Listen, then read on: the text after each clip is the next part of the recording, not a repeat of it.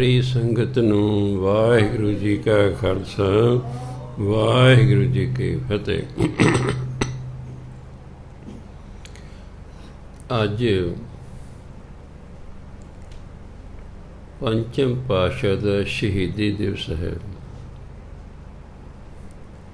ਉਹਨਾਂ ਦੇ ਜੀਵਨ, ਉਹਨਾਂ ਦੀ ਸ਼ਹੀਦੀ ਅਤੇ ਉਹਨਾਂ ਨੇ ਜਨਮ ਤੋਂ ਲੈ ਕੇ ਸਰੀਰ ਤਿਆਗਣ ਤੱਕ ਕਿਹੜੇ ਵੱਡੇ ਕੰਮ ਕੀਤੇ, ਉਹਨਾਂ 'ਤੇ ਵਿਚਾਰ ਕਰਾਂਗੇ।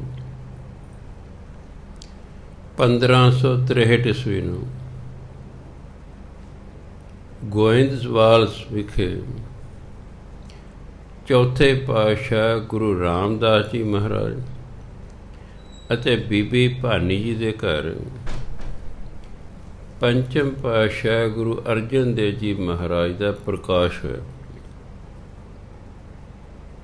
ਸਾਡਾ ਤੁਹਾਡਾ ਜਨਮ ਹੁੰਦਾ ਹੈ। ਇਹ ਜਿਹੜੀ ਮਹਾਨ ਆਤਮਾਵਾਂ ਹੁੰਦੀਆਂ ਹਨ, ਇਹਨਾਂ ਦੇ ਜਨਮ ਨੂੰ ਪ੍ਰਕਾਸ਼ ਕਹਿੰਦੇ ਨੇ, ਅਤੇ ਇਹਨਾਂ ਦੇ ਮਰਨ ਨੂੰ ਜੋਤੀ ਜੋਤ ਸਮਾਉਣਾ ਕਹਿੰਦੇ ਨੇ। ਆਪਾਂ ਕਹਿੰਦੇ ਫਲਾਣੇ ਦੀ ਇੰਨੀ ਤਰੀਕ ਨੂੰ ਡੈਥ ਹੋ ਗਈ, ਆਮ ਲੋਕਾਂ ਲਈ ਇਹ ਜਿਹੜੇ ਮਹਾਨ ਆਤਮਾ ਹੁੰਦੀਆਂ ਨੇ, ਪ੍ਰਕਾਸ਼ ਦਿਹਾੜਾ ਇਸ ਲਈ ਕਹਿੰਦੇ ਨੇ ਕਿ ਇਹਨਾਂ ਨੇ ਲੋਕਾਂ ਨੂੰ ਆ ਕੇ ਗਿਆਨ ਦੇਣਾ ਹੁੰਦਾ, ਅਤੇ ਗਿਆਨ ਨੂੰ ਧਰਮ 'ਚ ਪ੍ਰਕਾਸ਼ ਕਿਹਾ ਹੈ, ਅਗਿਆਨਤਾ ਨੂੰ ਹਨੇਰਾ ਕਿਹਾ ਗਿਆ ਹੈ। ਕਿਉਂਕਿ ਇਹਨਾਂ ਗਿਆਨ ਦੇਣਾ ਹੁੰਦਾ ਹੈ, ਇਸ ਲਈ ਇਹਨਾਂ ਦੇ ਜਨਮ ਦਿਨ ਨੂੰ ਪ੍ਰਕਾਸ਼ ਦਿਵਸ ਕਹਿੰਦੇ ਨੇ। ਸੋ 1563 ਈਸਵੀ ਨੂੰ ਗੋਇੰਦਵਾਲ ਸਾਹਿਬ ਵਿਖੇ ਚੌਥੇ ਪਾਤਸ਼ਾਹ ਗੁਰੂ ਰਾਮਦਾਸ ਜੀ ਮਹਾਰਾਜ ਅਤੇ ਬੀਬੀ ਭਾਨੀ ਜੀ ਦੇ ਘਰ ਆਪ ਜੀ ਦਾ ਪ੍ਰਕਾਸ਼ ਹੋਇਆ। ਕਿਉਂਕਿ ਗੁਰੂ ਅਮਰਦਾਸ ਜੀ ਮਹਾਰਾਜ ਦਾ ਹੀ ਇਹ ਪਰਿਵਾਰ ਸੀ, ਅਤੇ ਗੁਰੂ ਅਮਰਦਾਸ ਮਹਾਰਾਜ ਵੀ ਉਸ ਵੇਲੇ ਜਿਉਂਦੇ ਸਨ। ਇਸ ਲਈ ਜਦੋਂ ਉਹਨਾਂ ਨੇ ਆਪਣੇ ਦੋਹਤੇ, ਕਿਉਂਕਿ ਬੀਬੀ ਭਾਨੀ ਜੀ ਗੁਰੂ ਅਮਰਦਾਸ ਮਹਾਰਾਜ ਦੀ ਸਪੁੱਤਰੀ ਸਨ, ਜਿਹੜੇ ਕਿ ਗੁਰੂ ਰਾਮਦਾਸ ਜੀ ਨਾਲ ਵਿਆਹੇ ਹੋਏ ਸਨ। ਇਸ ਲਈ ਪੰਚਮ ਪਾਤਸ਼ਾਹ ਗੁਰੂ ਅਰਜਨ ਦੇਵ ਜੀ ਮਹਾਰਾਜ ਗੁਰੂ ਅਮਰਦਾਸ ਮਹਾਰਾਜ ਦੇ ਦੋਹਤੇ ਲੱਗੇ। ਪਾਕਿਸਤਾਨ ਕਹਿੰਦੇ ਸੀ ਦੋਤਰਾ, ਇੱਧਰ ਕਹਿੰਦੇ ਦੋਤਾ, ਬਸ ਇੰਨੇ ਫਰਕ ਹੈ। ਜਦੋਂ ਬੱਚੇ ਦੇ ਦਰਸ਼ਨ ਕਰਾਏ ਤੀਸਰੇ ਪਾਤਸ਼ਾਹ ਨੂੰ, ਤਾਂ ਉਹਨਾਂ ਨੇ ਸਹਿਜ ਸੁਭਾਅ ਚਿਹਰੇ ਨੂੰ ਵੇਖ ਕੇ ਕਿਹਾ, ਦੋਹਤਾ ਬਾਣੀ ਦਾ ਬੋਇਥਾ। ਬੋਹਿਤ ਪੁਰਾਣੇ ਜ਼ਮਾਨੇ ਸਮੁੰਦਰੀ ਜਹਾਜ਼ ਨੂੰ ਕਿਹਾ ਕਰਦੇ ਹਨ। ਹੁਣ ਸਮੁੰਦਰ ਪਾਰ ਕਰਨਾ ਹੈ, ਉਹਨੂੰ ਤਰ ਕੇ ਪਾਰ ਨਹੀਂ ਕੀਤਾ ਜਾ ਸਕਦਾ, ਉਹਦੇ ਲਈ ਜਹਾਜ਼ ਦੀ ਲੋੜ ਹੈ। ਜਹਾਜ਼ 'ਤੇ ਚੜ੍ਹ ਕੇ ਮਨੁੱਖ ਸਮੁੰਦਰ ਨੂੰ ਪਾਰ ਕਰ ਸਕਦਾ ਹੈ। ਇਸ ਤਰੀਕੇ ਸਾਡਾ ਜਿਹੜਾ ਦੋਹਤਾ ਹੈ, ਇਹ ਵੱਡਾ ਹੋ ਕੇ ਬਾਣੀ ਦਾ ਜਹਾਜ਼ ਤਿਆਰ ਕਰੇਗਾ। ਜਿਹੜੇ ਫਿਰ ਉਸ ਜਹਾਜ਼ 'ਚ ਬੈਠਣਗੇ, ਉਹ ਸੰਸਾਰ ਸਮੁੰਦਰ ਤੋਂ ਪਾਰ ਹੋ ਜਾਣਗੇ, ਉਹ ਭਵ ਸਾਗਰ ਤੋਂ ਪਾਰ ਹੋ ਜਾਣਗੇ।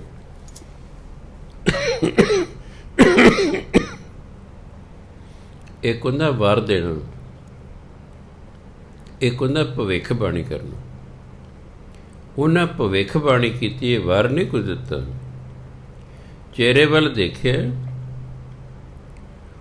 ਇਸ ਲਈ ਭਵਿੱਖ ਬਾਣੀ ਕੀਤੀ ਹੈ ਕਿ ਸਾਡਾ ਜਿਹੜਾ ਦੋਹਤਾ ਹੈ ਵੱਡਾ ਹੋ ਕੇ ਇਹ ਬਾਣੀ ਦਾ ਜਹਾਜ਼ ਤਿਆਰ ਕਰੇਗਾ। ਤਾਂ ਕਿ ਦੋਹਤਾ ਬਾਣੀ ਦਾ ਬੋਇਥਾ।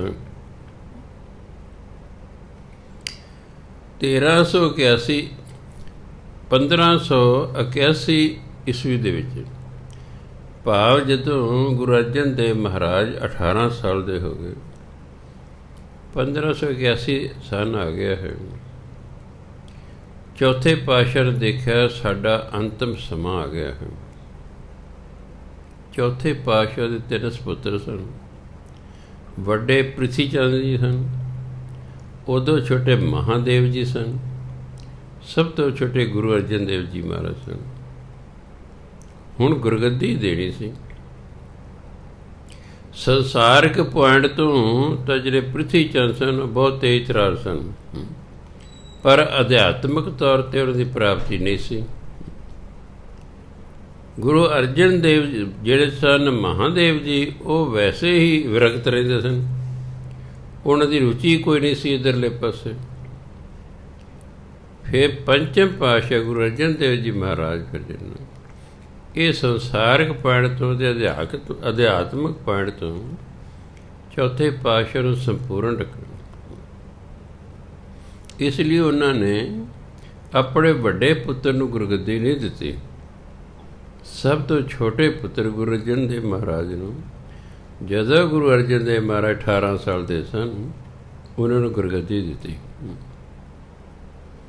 ਪ੍ਰਿਥੀ ਚੰਦ ਸੋਚਦਾ ਸੀ ਵੀ ਮੈਂ ਘਰ 'ਚ ਵੱਡਾ, ਮੈਂ ਵੱਡਾ ਪੁੱਤਰ ਹਾਂ। ਰਾਜਿਆਂ ਵੇਲੇ ਇਸਤਰੀ ਹੁੰਦਾ ਸੀ, ਜੇ ਕਿਸੇ ਰਾਜ ਦੇ 3-4 ਪੁੱਤਰ ਸਨ ਤਾਂ ਵੱਡੇ ਪੁੱਤਰ ਨੂੰ ਰਾਜ ਗੱਦੀ ਮਿਲਦੀ ਸੀ ਰਾਜ ਤੋਂ ਮਰਨ ਤੋਂ ਬਾਅਦ। ਪਰ ਜਿਹੜੀ ਗੁਰਗੱਦੀ ਹੈ ਸਿੱਖ ਧਰਮ 'ਚ, ਇਹ ਯੋਗ ਬੰਦੇ ਨੂੰ ਮਿਲਦੀ ਹੈ ਅਤੇ ਵੱਡੇ ਛੋਟੇ ਨਾਲ ਕੋਈ ਲੈਣ ਦੇਣ ਨਹੀਂ ਹੈ। ਗੁਰੂ ਨਾਨਕ ਦੇਵ ਜੀ ਨੇ ਜਦੋਂ ਗੁਰਗੱਦੀ ਦੇਣੀ ਸੀ, ਉਹਨਾਂ ਦੇਖਿਆ ਮੇਰੇ ਦੋਨੋਂ ਸਪੁੱਤਰ ਇਹ ਗੁਰਗੱਦੀ ਦੇ ਯੋਗ ਨਹੀਂ, ਇਸ ਨੂੰ ਨਹੀਂ ਦਿੱਤੀ। ਦੂਸਰੇ ਪਾਤਸ਼ਾਹ ਦੇ ਵੀ 2 ਸਪੁੱਤਰ ਸਨ, ਉਹਨਾਂ ਦੇਖਿਆ ਇਹ ਵੀ ਯੋਗ ਨਹੀਂ, ਉਹਨਾਂ ਦੋਨਾਂ ਨੂੰ ਗੁਰਗੱਦੀ ਨਹੀਂ ਦਿੱਤੀ। ਤੀਸਰੇ ਪਾਤਸ਼ਾਹ ਦੇ ਵੀ 2 ਪੁੱਤਰ ਸਨ, ਉਹਨਾਂ ਨੇ ਕਿਹਾ ਦੋਨੋਂ ਯੋਗ ਨਹੀਂ ਗੁਰਗੱਦੀ, ਦੋਨਾਂ ਨੂੰ ਗੁਰਗੱਦੀ ਨਹੀਂ ਦਿੱਤੀ। ਚੌਥੇ ਪਾਤਸ਼ਾਹ ਦੇ 3 ਸਪੁੱਤਰ ਸਨ, ਉਹਨਾਂ 'ਚ ਉਹਨੇ ਦੇਖਿਆ ਜਿਹੜਾ ਗੁਰੂ ਅਰਜਨ ਦੇਵ ਮਹਾਰਾਜ ਇਹ ਗੁਰਗੱਦੀ ਦੇ ਲਾਇਕ ਹੈ।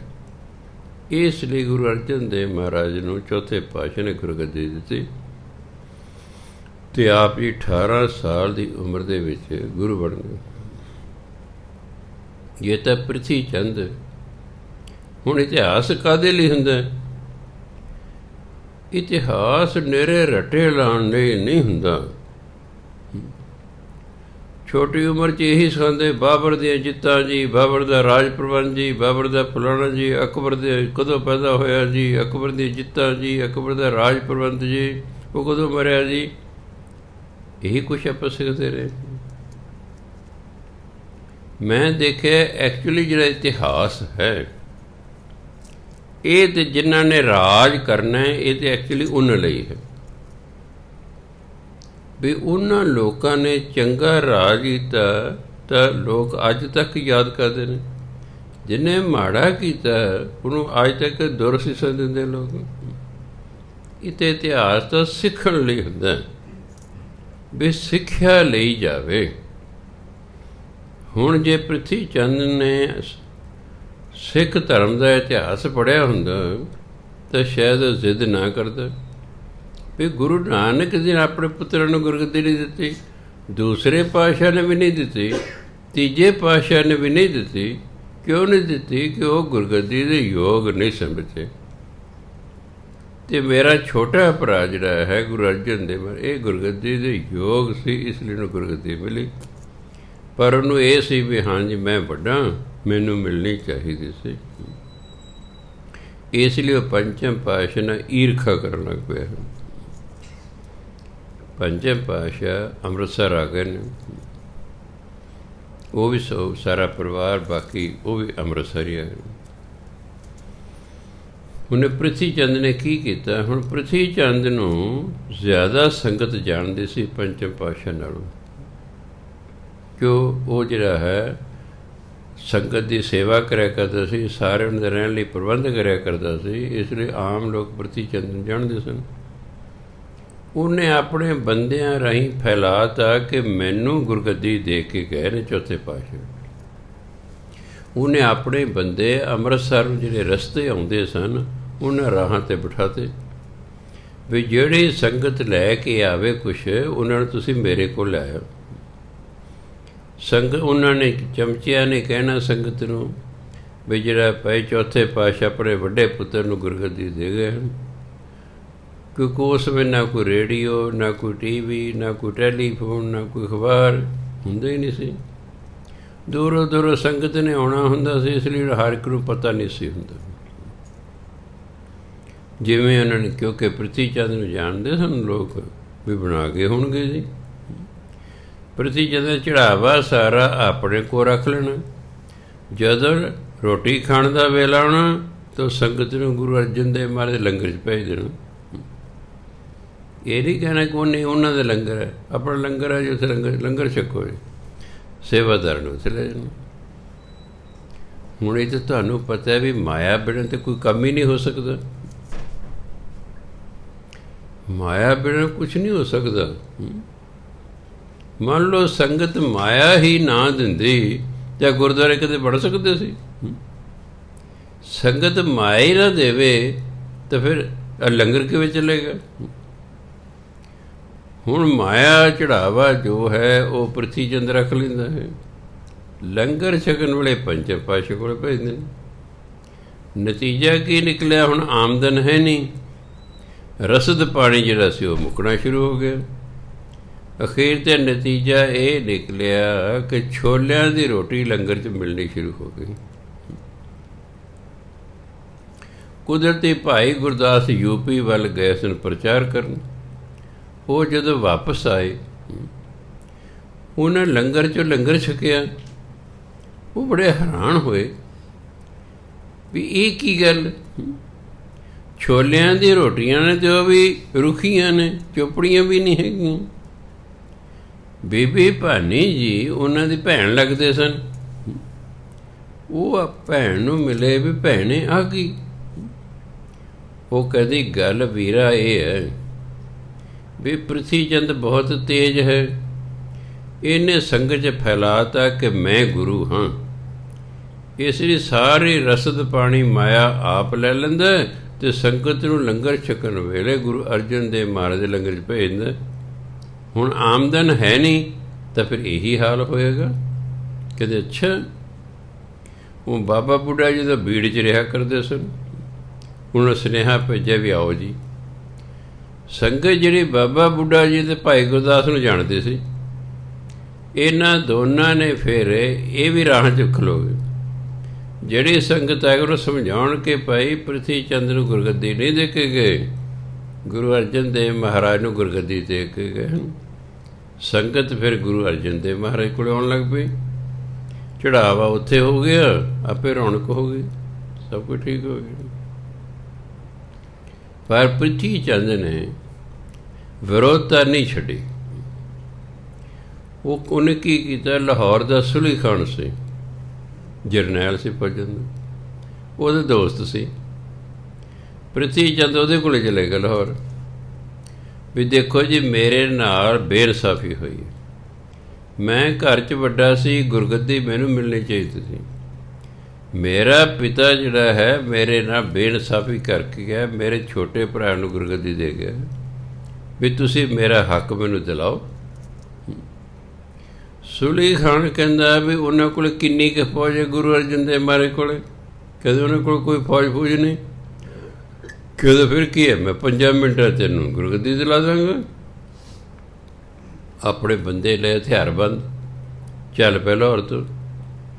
ਰਾਹ ਦੇ ਵਿੱਚ ਪ੍ਰਿਥੀ ਚੰਦ ਦਾ ਸਹੁਰਿਆਂ ਦਾ ਪਿੰਡ ਸੀ ਹੇਹਰ।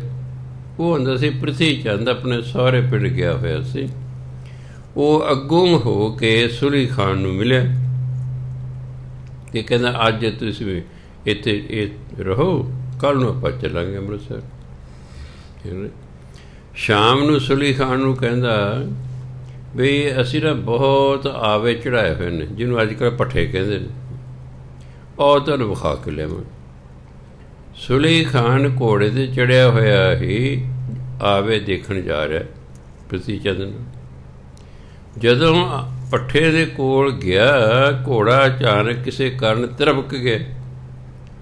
ਉਹ ਤਿਰਬਕ ਕੇ ਭੱਠੇ ਦੇ ਵਿੱਚ, ਬਲਦੇ ਭੱਠੇ ਦੇ ਵਿੱਚ ਡਿੱਗ ਪਿਆ। ਘੋੜਾ ਵੀ ਸੜ ਗਿਆ ਅਤੇ ਸੁਲੀ ਖਾਨ ਵੀ ਸੜ ਗਿਆ। ਇਸ ਲਈ ਉਹਦੀ ਜਿਹੜੀ ਚਾਲ ਹੈ ਉਹ ਕਾਮਯਾਬ ਨਾ ਹੋ ਸਕੇ। ਇਸ ਤਰ੍ਹਾਂ ਸਿਲਸਿਲਾ ਚੱਲਦਾ ਰਿਹਾ।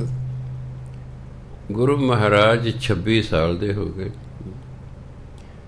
ਆਪ ਜੀ ਦੀ ਸ਼ਾਦੀ ਜਿਹੜੀ ਹੈ ਫਲੌਰ ਦੇ ਨਜ਼ਦੀਕ ਪਿੰਡ ਹੈ ਮੌ, ਮੋਹ ਪਿੰਡ ਦੀ ਗੰਗਾ ਦੇਈ ਜੀ ਨਾਲ ਆਪ ਜੀ ਦੀ ਸ਼ਾਦੀ 26 ਸਾਲ 1599 ਈਸਵੀ ਨੂੰ ਆਪ ਜੀ ਦੀ ਸ਼ਾਦੀ ਹੋ ਗਈ ਹੈ। 5 ਸਾਲ ਤੱਕ ਗੁਰੂ ਮਹਾਰਾਜ ਦੇ ਘਰ ਕੋਈ ਬੱਚਾ ਨਹੀਂ ਹੋਇਆ। ਜਿਹੜੀ ਗੰਗਾ ਦੇਈ ਦੀ ਜਠਾਣੀ ਸੀ ਪਾ ਪ੍ਰਿਥੀ ਚੰਦ ਦੀ ਘਰ ਵਾਲੀ ਬੀਬੀ ਕਰਮੋ, ਉਹ ਛੱਤ 'ਤੇ ਚੜ੍ਹ ਜਾ ਕਰੇ ਅਤੇ ਸੁਣਾਇਆ ਕਰੇ ਗੰਗਾ ਦੇਈ ਨੂੰ, ਕੋਈ ਗੱਲ ਨਹੀਂ, ਜੇ ਸਾਨੂੰ ਗੱਦੀ ਨਹੀਂ ਮਿਲੀ, ਤੁਹਾਡੇ ਕਿਹੜਾ ਕੋਈ ਪੁੱਤਰ ਹੈਗਾ, ਜੇ ਤੁਸੀਂ ਮਰੋਗੇ ਸਾਨੂੰ ਉਦੋਂ ਮਿਲ ਜਾਏਗੀ। ਉਹਨਾਂ ਕਿਹਾ ਪੰਚਮ ਪਾਤਸ਼ਾਹ ਨੂੰ ਵੀ ਤੁਸੀਂ ਲੋਕਾਂ ਨੂੰ ਤਾਂ ਦੁੱਧ ਪੁੱਤ ਦਿੰਦੇ ਹੋ ਅਤੇ ਮੇਰੇ ਕੋਲ ਪੁੱਤਰ ਹੋਣਾ ਚਾਹੀਦਾ ਹੈ, ਇਹ ਮੈਨੂੰ ਤਾਣੇ ਦਿੰਦੀ ਰਹਿੰਦੀ ਹੈ। ਇਹ ਤਾਨੇ ਮੈਨੇ ਸੁਣਨੇ ਬਹੁਤ ਔਖੇ ਹੁੰਦੇ ਨੇ। ਹਾਂ, ਮੈਂ ਦੇਖਿਆ ਕਈ ਵਾਰੀ ਬੰਦਾ ਐਸੀ ਗੱਲ ਦੂਜੇ ਨੂੰ ਕਹਿੰਦਾ ਕਿ ਉਹਦੀ ਲਈ ਛਾਤੀ ਨੂੰ ਪਾੜ ਕੇ ਰੱਖ ਦਿੰਦੀ ਹੈ ਗੱਲ। ਇੰਨੀ ਐਸੀ ਚੁੱਪ ਵੀ ਗੱਲ ਕਰਦੇ ਨੇ, ਮਨ ਖਰਾਬ ਹੋ ਜਾਂਦਾ ਬੰਦਾ ਕਈ ਦਿਨ। ਗੁਰੂ ਮਹਾਰਾਜ ਦਿਵ ਦ੍ਰਿਸ਼ਟੀ ਨਾਲ ਵੇਖਿਆ, ਕਹਿੰਦੇ ਗੰਗਾ ਦੇਵੀ ਜੀ ਤੁਸੀਂ ਬਾਬਾ ਬੁੱਢਾ ਜੀ ਕੋਲ ਜਾਓ। ਹੁਣ ਕਈ ਲੋਕ ਕਹਿੰਦੇ ਨੇ ਵੀ ਬਾਬਾ ਬੁੱਢਾ ਜੀ ਦੇ ਵਰ ਨਾਲ 6ਵੇਂ ਪਾਤਸ਼ਾਹ ਹੋਏ। ਇਹਦਾ ਮਤਲਬ ਹੈ ਵੀ ਬਾਬਾ ਬੁੱਢਾ ਜੀ ਦੀ ਸ਼ਕਤੀ ਗੁਰੂ ਅਰਜਨ ਦੇਵ ਮਹਾਰਾਜ ਤੋਂ ਵੱਧ ਸੀ। ਵੀ ਗੁਰੂ ਅਰਜਨ ਦੇਵ ਮਹਾਰਾਜ ਕਿਉਂ ਨਹੀਂ ਆਪਣੇ ਘਰ ਨੂੰ ਪੁੱਤਰ ਦੇ ਸਕੇ? ਕੇਵਲ ਬਾਬਾ ਬੁੱਢਾ ਜੀ ਕੋਲ ਜਾਓ। ਜਿਹਨੂੰ ਤੇ ਧਰਮ ਦਾ ਗਿਆਨ ਹੈ ਉਹ ਨਹੀਂ ਕਿੰਤੂ ਪਰੰਤੂ ਕਰਦਾ, ਉਹਨੂੰ ਪਤਾ ਹੁੰਦਾ ਕਿ ਇਸੇ ਤਰ੍ਹਾਂ ਹੀ ਲਿਖਿਆ ਹੁੰਦਾ। ਇਸੇ ਤਰ੍ਹਾਂ ਲਿਖਿਆ ਸੀ ਕਿ ਗੰਗਾ ਦੇਵੀ ਜੀ ਬਾਬਾ ਬੁੱਢਾ ਜੀ ਕੋਲ ਜਾਵੇਗੀ, ਬਾਬਾ ਬੁੱਢਾ ਜੀ ਖੁਸ਼ ਹੋ ਕੇ ਪੁੱਤਰ ਦਾ ਵਰ ਦੇਣਗੇ। ਇਸ ਲਈ ਉਹਨਾਂ ਉੱਥੇ ਭੇਜਿਆ, ਇਸ ਲਈ ਭੇਜਿਆ। ਕਹਿੰ ਜੀ ਕੀ ਕਰਾਂ ਮੈਂ? ਕਹਿੰਦੇ ਦੇਖੋ ਉਹ ਹੈਗਾ ਜੱਟ ਬੰਦਾ, ਉਹ ਤਾਂ ਬੀੜ 'ਚ ਜਿਹਨੂੰ ਅੱਜ ਕੱਲ੍ਹ ਬਾਬਾ ਬੁੱਢਾ ਦੀ ਬੀੜ ਕਹਿੰਦੇ ਨੇ। ਤੁਸੀਂ ਇਸ ਤਰ੍ਹਾਂ ਕਰੋ ਵੀ ਜੱਟ ਜਿਹੜੇ ਨੇ ਨਾ, ਇਹ ਸਵੇਰੇ ਪਰੌਂਠਿਆਂ ਦੇ ਸਵੇਰੇ ਪਰੌਂਠੇ ਬਣਾਓ, ਮੱਖਣ ਲਓ, ਦਹੀਂ ਲਓ, ਲੱਸੀ ਲਓ, ਅੰਬ ਦਾ ਅਚਾਰ ਲਓ ਅਤੇ ਪਿਆਜ਼ ਲਓ, ਗੰਢੇ ਲਓ, ਜਿਹਨੂੰ ਪਾਕਿ 'ਤੇ ਗੰਢੇ ਕੇ ਇੱਧਰ ਪਿਆਜ਼ ਕਹਿੰਦੇ ਨੇ। ਵੀ ਸਵੇਰ ਦੇ ਨਾਸ਼ਤੇ ਦੇ ਵਿੱਚ ਇਹ ਕੁਛ ਖਾਂਦੇ ਨੇ। ਚਲੋ ਜਿਹਨੇ ਤਿਆਰ ਕਰਵਾ ਲਿਆ ਮਾਤਾ ਗੰਗਾ ਜੀ ਨੇ, ਨਾਲ ਆਪਣੇ ਸਹੇਲੀ ਸਹੂਲੀ ਲੈ ਲਈ, ਨੌਕਰਾਣੀ ਲੈ ਲੈਣੀ, ਰਥ ਕੀਤਾ, ਰਥ ਦੇ ਚੜ੍ਹ ਕੇ ਸਮਾਨ ਲੈ ਕੇ ਜਾ ਰਹੀ ਹੈ। ਬਾਬਾ ਬੁੱਢਾ ਜੀ ਅੱਗੇ ਕੰਮ ਕਰ ਰਹੇ ਸਨ ਖੇਤੀਬਾੜੀ ਦਾ। ਹੁਣ ਕੱਚੇ ਰਾਹ ਸਨ, ਰਥ ਦੇ ਨਾਲ ਜਦ ਮਿੱਟੀ ਧੂੜ ਉੱਡੀ ਅਤੇ ਬਾਬਾ ਬੁੱਢਾ ਜੀ ਇੱਕ ਨਾਲ ਸੇਵਕ ਨੂੰ ਕਹਿੰਦੇ ਵੀ ਇਹ ਕੌਣ ਆ ਰਿਹਾ, ਇੰਨੀ ਮਿੱਟੀ ਉੱਡ ਰਹੀ ਹੈ? ਉਹ ਕਹੇ ਜੀ ਪੰਚਮ ਪਾਤਸ਼ਾਹ ਦੇ ਮਹਿਲ ਆ ਰਹੇ ਨੇ। ਭਾ ਪੰਚਮ ਪਾਤਸ਼ਾਹ ਦੀ ਘਰ ਵਾਲੀ ਆ ਰਹੀ ਹੈ, ਮਹਿਲ ਆ ਰਹੇ ਨੇ। ਉਹਨਾਂ ਸਹਿ ਸੁਭਾ ਕਹਿੰਦਾ ਮਹਿਲਾਂ ਨੂੰ ਕੀ ਭਾਜੜ ਪਈ ਗਈ ਹੈ ਵੀ ਆ ਰਹੇ ਨੇ? ਕਿਤੇ ਵਰ ਲੈਣਾ ਸੀ, ਕਿਤੇ ਸਰਾਪ ਮਿਲਿਆ, ਕਿ ਮਹਿਲਾਂ ਨੂੰ ਕੀ ਭਾਜੜ ਪੈ ਗਈ ਹੈ। ਚਲੋ ਹੀ ਗਏ। ਉਹਨਾਂ ਨੇ ਮਾਤਾ ਜੀ ਸਨ, ਹਰ ਸਤਿਕਾਰ ਕਰਨਾ ਸੀ। ਕਹੇ ਜੀ ਮੈਂ ਤੁਹਾਡੇ ਲਈ ਲੰਗਰ ਲੈ ਕੇ ਆਈ। ਕਹਿੰਦੇ ਮਾਤਾ ਜੀ ਮੈਂ ਤਾਂ ਹੁਣੇ ਹੀ ਲੰਗਰ ਚੱਕ ਕੇ ਹਟਿਆ, ਮੈਨੂੰ ਤਾਂ ਭੁੱਖ ਹੈ ਨਹੀਂ, ਇਹ ਲੈ ਜਾਓ ਵਾਪਸ। ਉਹ ਵਿਚਾਰੇ ਵਾਪਸ ਲਏ। ਕਿਸੇ ਨੂੰ ਕੋਈ ਆਸ਼ੀਰਵਾਦ ਮਿਲੂਗਾ? ਪੰਚਮ ਪਾਤਸ਼ਾਹ ਕਹਿੰਦੇ ਵੀ ਉਹਨਾਂ ਤਾਂ ਲੰਗਰ ਹੀ ਨਹੀਂ ਛਕਿਆ। ਪੰਚਮ ਪਾਤਸ਼ਾਹ ਕਹਿੰਦੇ ਤੁਸੀਂ ਕਿਵੇਂ ਗਏ? ਕਹਿੰਦੇ ਮੈਂ ਇਸ ਤਰ੍ਹਾਂ ਲੰਗਰ ਤਿਆਰ ਕਰਵਾਇਆ ਸੀ। ਕਹਿੰਦੇ ਤੁਸੀਂ ਕੀਤਾ ਸੀ ਕਿ ਤਿਆਰ ਕਰਵਾਇਆ ਸੀ? ਕਹਿੰਦੇ ਤਿਆਰ ਕਰਵਾਇਆ ਸੀ। ਅੱਛਾ, ਕਿਵੇਂ ਗਏ ਫਿਰ ਲੰਗਰ ਲੈ ਕੇ? ਜੀ ਰਥ 'ਤੇ ਗਈ ਸੀ। ਕਹਿੰਦੇ ਭਾਗਾਂ ਵਾਲਿਓ ਤੁਸੀਂ ਕੁਛ ਮੰਗਣ ਗਏ ਸੀ। ਜਦੋਂ ਮੰਗਣ ਜਾਈਦਾ ਪੈਦਲ ਤੁਰ ਕੇ ਜਾਈਦਾ, ਮੰਗਣ ਚੜ ਜਾਣਾ, ਰਸ 'ਤੇ ਚੜ੍ਹ ਕੇ ਨਹੀਂ ਜਾਈਦਾ। ਜੇ ਕਰੋਨਾ ਪਿਛਲੇ ਸਾਲ ਬਹੁਤ ਫੈਲਿਆ ਸੀ, ਪ੍ਰੇਮ ਨਗਰ ਦੇ ਗੁਰਦੁਆਰੇ ਦਾ ਇੱਕ ਭਾਈ ਮੋਟਰਸਾਈਕਲ 'ਤੇ ਚੜ੍ਹ ਕੇ ਮੇਰੇ ਕੋਲ ਆਇਆ। ਮੋਟਰਸਾਈਕਲ ਖੜ੍ਹਾ ਕਰ ਅਤੇ ਕੈਮਰੇ ਦਿਸ ਰਿਹਾ ਵੀ ਕੋਈ ਗੁਰੂ ਪਿਆਰਾ ਮੋਟਰਸਾਈਕਲ ਚੜ੍ਹ ਕੇ ਆ ਕੇ ਕਹਿੰਦਾ, ਬਾਬਾ ਜੀ ਬੜਾ ਹੱਥ ਤੰਗ ਹੈ ਜੀ, ਮੈਂ ਬੜਾ ਗਰੀਬ ਹਾਂ ਜੀ, ਕੋਈ ਪ੍ਰੋਗਰਾਮ ਨਹੀਂ ਮਿਲ ਰਿਹਾ ਜੀ, ਕੋਈ ਸਹਾਇਤਾ ਕਰੋ ਜੀ। ਮੈਂ, ਤੁਸੀਂ ਵਾਕਈ ਗਰੀਬ ਹੋ? ਕਹਿੰਦਾ ਹਾਂ ਜੀ। ਅੱਛਾ, ਮੈਂ, ਤੁਸੀਂ ਕਾਹਦੇ 'ਤੇ ਆਏ ਹੋ? ਕਹਿੰਦਾ ਮੋਟਰਸਾਈਕਲ 'ਤੇ। ਮੈਂ, ਮੋਟਰਸਾਈਕਲ ਵਾਲਾ ਕਦੇ ਗਰੀਬ ਹੁੰਦਾ? ਮੈਨੂੰ ਹੱਸਣ ਲੱਗ ਗਿਆ। ਮੈਂ, ਸ਼੍ਰੀਮਾਨ ਜੀ, ਜਦੋਂ ਮੰਗਣ ਜਾਈਦਾ ਨਾ ਫਿਰ ਗਰੀਬਾਂ ਦੀ ਤਰ੍ਹਾਂ ਚਾਹੀਦਾ। ਤੂੰ ਤਾਂ ਮੋਟਰਸਾਈਕਲ 'ਤੇ ਆਇਆ, ਅਤੇ ਮੋਟਰਸਾਈਕਲ ਵਾਲਾ ਗਰੀਬ ਥੋੜ੍ਹਾ ਹੁੰਦਾ। ਆਪਣਾ ਮੋਟਰਸਾਈਕਲ ਬਾਜ਼ਾਰ 'ਚ ਵੇਚ, ਉਹਦਾ ਰਸਦ ਪਾਣੀ ਖਰੀਦ ਲੈ। ਅਤੇ ਤਾਂ ਮੈਂ ਉਹਨੂੰ ਦਿੱਤੇ। ਮੈਂ, ਤੂੰ ਤਾਂ ਮੰਗਣ ਵਾਲਾ ਬਣ ਕੇ ਹੀ ਨਹੀਂ ਆਇਆ। ਮੰਗਣ ਵਾਲਾ ਵੀ ਤਾਂ ਹੋਣਾ ਚਾਹੀਦਾ। ਉਹੋ ਜਿਹੀ ਹਾਲਤ। ਮੈਂ ਕੋਈ ਖਾਲਸਾ ਸਕੂਲ ਸਰਵਿਸ ਕਰਦੇ, ਇੱਕ ਬੀਬੀ ਆ ਗਈ, ਬੜੀ ਵਧੀਆ ਸਾੜੀ ਬੰਨੀ ਹੈ, ਸੋਨੇ ਦੇ ਗਹਿਣੇ ਗੂੜੇ ਪਾਏ ਹੋਏ ਨੇ ਬੜੇ, ਅਤੇ ਹੈਡਮਾਸਟਰ ਕੋਲ ਆ ਗਈ ਜੀ, ਅਸੀਂ ਬੜੇ ਗਰੀਬ ਹੁੰਦੇ ਹਾਂ ਜੀ, ਮੇਰੇ ਮੁੰਡੇ ਦੀ ਫੀਸ ਮਾਫ਼ ਕਰ ਦਿਓ। ਹੈਡਮਾਸਟਰ ਕਹਿੰਦੇ, ਪੀਐਨ ਨੂੰ ਕਹਿੰਦੇ ਜੈਮਲ ਸਿੰਘ ਨੂੰ ਸੱਦ ਕੇ ਲੈ। ਮੈਂ ਚਲਿਆ ਗਿਆ। ਮੈਨੂੰ ਕਿਹਾ ਬੈਠੋ ਜੀ। ਬੈਠ ਕੇ ਕਹਿ ਜੀ, ਇਸ ਬੀਬੀ ਵੱਲ ਵੇਖੋ, ਇਹ ਅਮੀਰ ਲੱਗਦੀ ਹੈ ਕਿ ਤੁਹਾਨੂੰ ਗਰੀਬ ਲੱਗਦੀ ਹੈ? ਮੈਂ ਦੇਖਿਆ, ਮੈਂ ਜੀ ਤਾਂ ਬਹੁਤ ਅਮੀਰ ਨੇ। ਕਹਿੰਦੇ, ਬੀਬੀ ਜੇ ਤੂੰ ਫੀਸ ਮਾਫ਼ ਕਰ, ਫਿਰ ਗਰੀਬਾਂ ਵਾਲੇ ਕੱਪੜੇ ਪਾ ਕੇ ਆਉਣਾ ਸੀ, ਤੂੰ ਕੱਪੜੇ ਤਾਂ ਅਮੀਰ ਵਾਲੇ ਪਾਤੇ, ਕਿ ਤੇਰੀ ਫੀਸ ਜਾ ਭੱਜ। ਕਹਿੰਦੇ ਸੋ ਗੁਰੂ ਅਰਜਨ ਦੇਵ ਮਹਾਰਾਜ ਕਹਿੰਦੇ, ਗੰਗਾ ਦੇਈ ਜੀ, ਤੁਸੀਂ ਗਏ ਸੀ ਕੁਝ ਮੰਗਣ, ਅਤੇ ਤੁਹਾਨੂੰ ਉਸ ਤਰ੍ਹਾਂ ਜਾਣਾ ਚਾਹੀਦਾ ਸੀ। ਕਿ ਫਿਰ ਕੀ ਕਰਾਂ? ਕਹਿੰਦੇ ਆਪਣੇ ਹੱਥੀਂ ਲੰਗਰ ਤਿਆਰ ਕਰਨਾ, ਆਪ ਹੀ ਸਿਰ 'ਤੇ ਚੱਕ ਕੇ ਲਿਜਾਣਾ, ਠੀਕ ਹੈ, ਅਤੇ ਫਿਰ ਜਾਣਾ ਉਹਨਾਂ ਕੋਲ। ਅਗਲੇ ਦਿਨ ਵਿਚਾਰੇ ਨੇ ਉਸੇ ਤਰ੍ਹਾਂ ਕੀਤਾ, ਤਿਆਰ ਜਦ ਜਾ ਰਹੀ ਹੈ। ਬਾਬਾ ਬੁੱਢਾ ਨੇ ਦੇਖਿਆ ਵੀ ਹਾਂ ਅੱਜ ਠੀਕ ਹੈ। ਜੋ ਨੇੜੇ ਗਏ, ਬਾਬਾ ਬੁੱਢੇ ਖੜ੍ਹੇ ਹੋ ਕੇ ਮੱਥਾ ਟੇਕਿਆ, ਧੰਨ ਧੰਨ ਮਾਤਾ ਜੀ, ਤੁਹਾਨੂੰ ਤਾਂ ਆਪਣੇ ਪੁੱਤਰ ਦਾ ਬੜਾ ਫਿਕਰ ਹੈਗਾ, ਮੈਨੂੰ ਬੜੀ ਭੁੱਖ ਲੱਗੀ ਸੀ, ਮੈਂ ਉਡੀਕ ਰਿਹਾ ਸੀ ਕੋਈ ਰੋਟੀ ਲੈ ਕੇ ਆਵੇ, ਤੁਸੀਂ ਆ ਗਏ, ਆ ਜਾਓ ਆ ਜਾਓ। ਮਾਤਾ ਜੀ ਖੁਸ਼ ਹੋ ਕੇ ਵੀ ਅੱਜ ਕੋਈ ਗੱਲ ਬਣੇਗੀ। ਚਲੋ ਲੰਗਰ ਪਾਣੀ ਛਕਿਆ। ਜਦੋਂ ਪਿਆਜ਼ ਚੀਰ ਕੇ ਨਹੀਂ ਸੀ ਲੈ ਕੇ ਗਏ, ਪੁਰਾਣੇ ਜ਼ਮਾਨੇ ਕੀ ਹੁੰਦਾ ਸੀ, ਉਹ ਮੁੱਕੀ ਮਾਰਦੇ ਸੀ ਪਿਆਜ਼ 'ਤੇ। ਜਦੋਂ ਬਾਬਾ ਬੁੱਢਾ ਜੀ ਨੇ ਉਹ ਗੰਢਾ ਪਿਆਜ਼ ਨੂੰ ਕਹਿੰਦੇ ਆਪਣੇ ਗੋਡੇ 'ਤੇ ਰੱਖ ਕੇ ਮੁੱਕੀ ਮਾਰੀ ਨਾ, ਕਹਿੰਦੇ ਮਾਤਾ ਜੀ ਤੁਹਾਡੇ ਘਰ ਐਸਾ ਬਲੀ ਪੁੱਤਰ ਹੋਵੇਗਾ, ਜਿਵੇਂ ਮੈਂ ਪਿਆਜ਼ ਦਾ ਸਿਰ ਭੰਨਿਆ, ਉਹ ਦੁਸ਼ਮਣ ਦਾ ਸਿਰ ਭੰਨੇਗਾ। ਬਾਬਾ ਰੱਬ ਮਿਲ ਗਿਆ।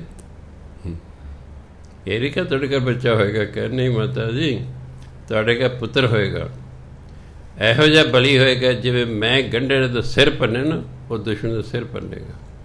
ਅਤੇ ਫਿਰ 1595 ਈਸਵੀ ਨੂੰ 6ਵੇਂ ਪਾਤਸ਼ਾਹ ਦਾ ਪ੍ਰਕਾਸ਼ ਹੈ ਹਰਗੋਬਿੰਦ ਸਾਹਿਬ ਦਾ, ਹੋਇਆ ਵਡਾਲੀ ਪਿੰਡ 'ਚ। ਛੇਹਰਟਾ ਸਾਹਿਬ ਆਪ ਜੀ ਗਏ ਹੋਏ, ਉੱਥੇ ਨੇ ਵਡਾਲੀ ਪਿੰਡ।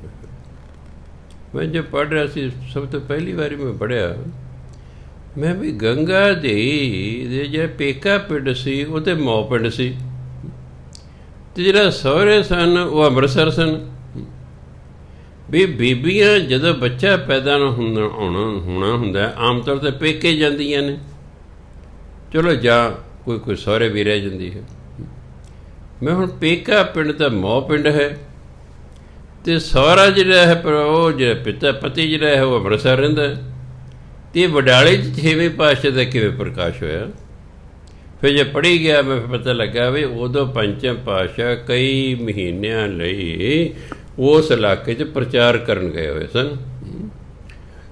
ਉਸੇ ਦੌਰਾਨ ਹੀ ਉੱਥੇ ਵਡਾਲੀ ਪਿੰਡ ਦੇ ਵਿੱਚ ਜਿਹੜਾ ਹੈ 6ਵੇਂ ਪਾਤਸ਼ਾਹ ਦਾ ਪ੍ਰਕਾਸ਼ ਹੋਇਆ।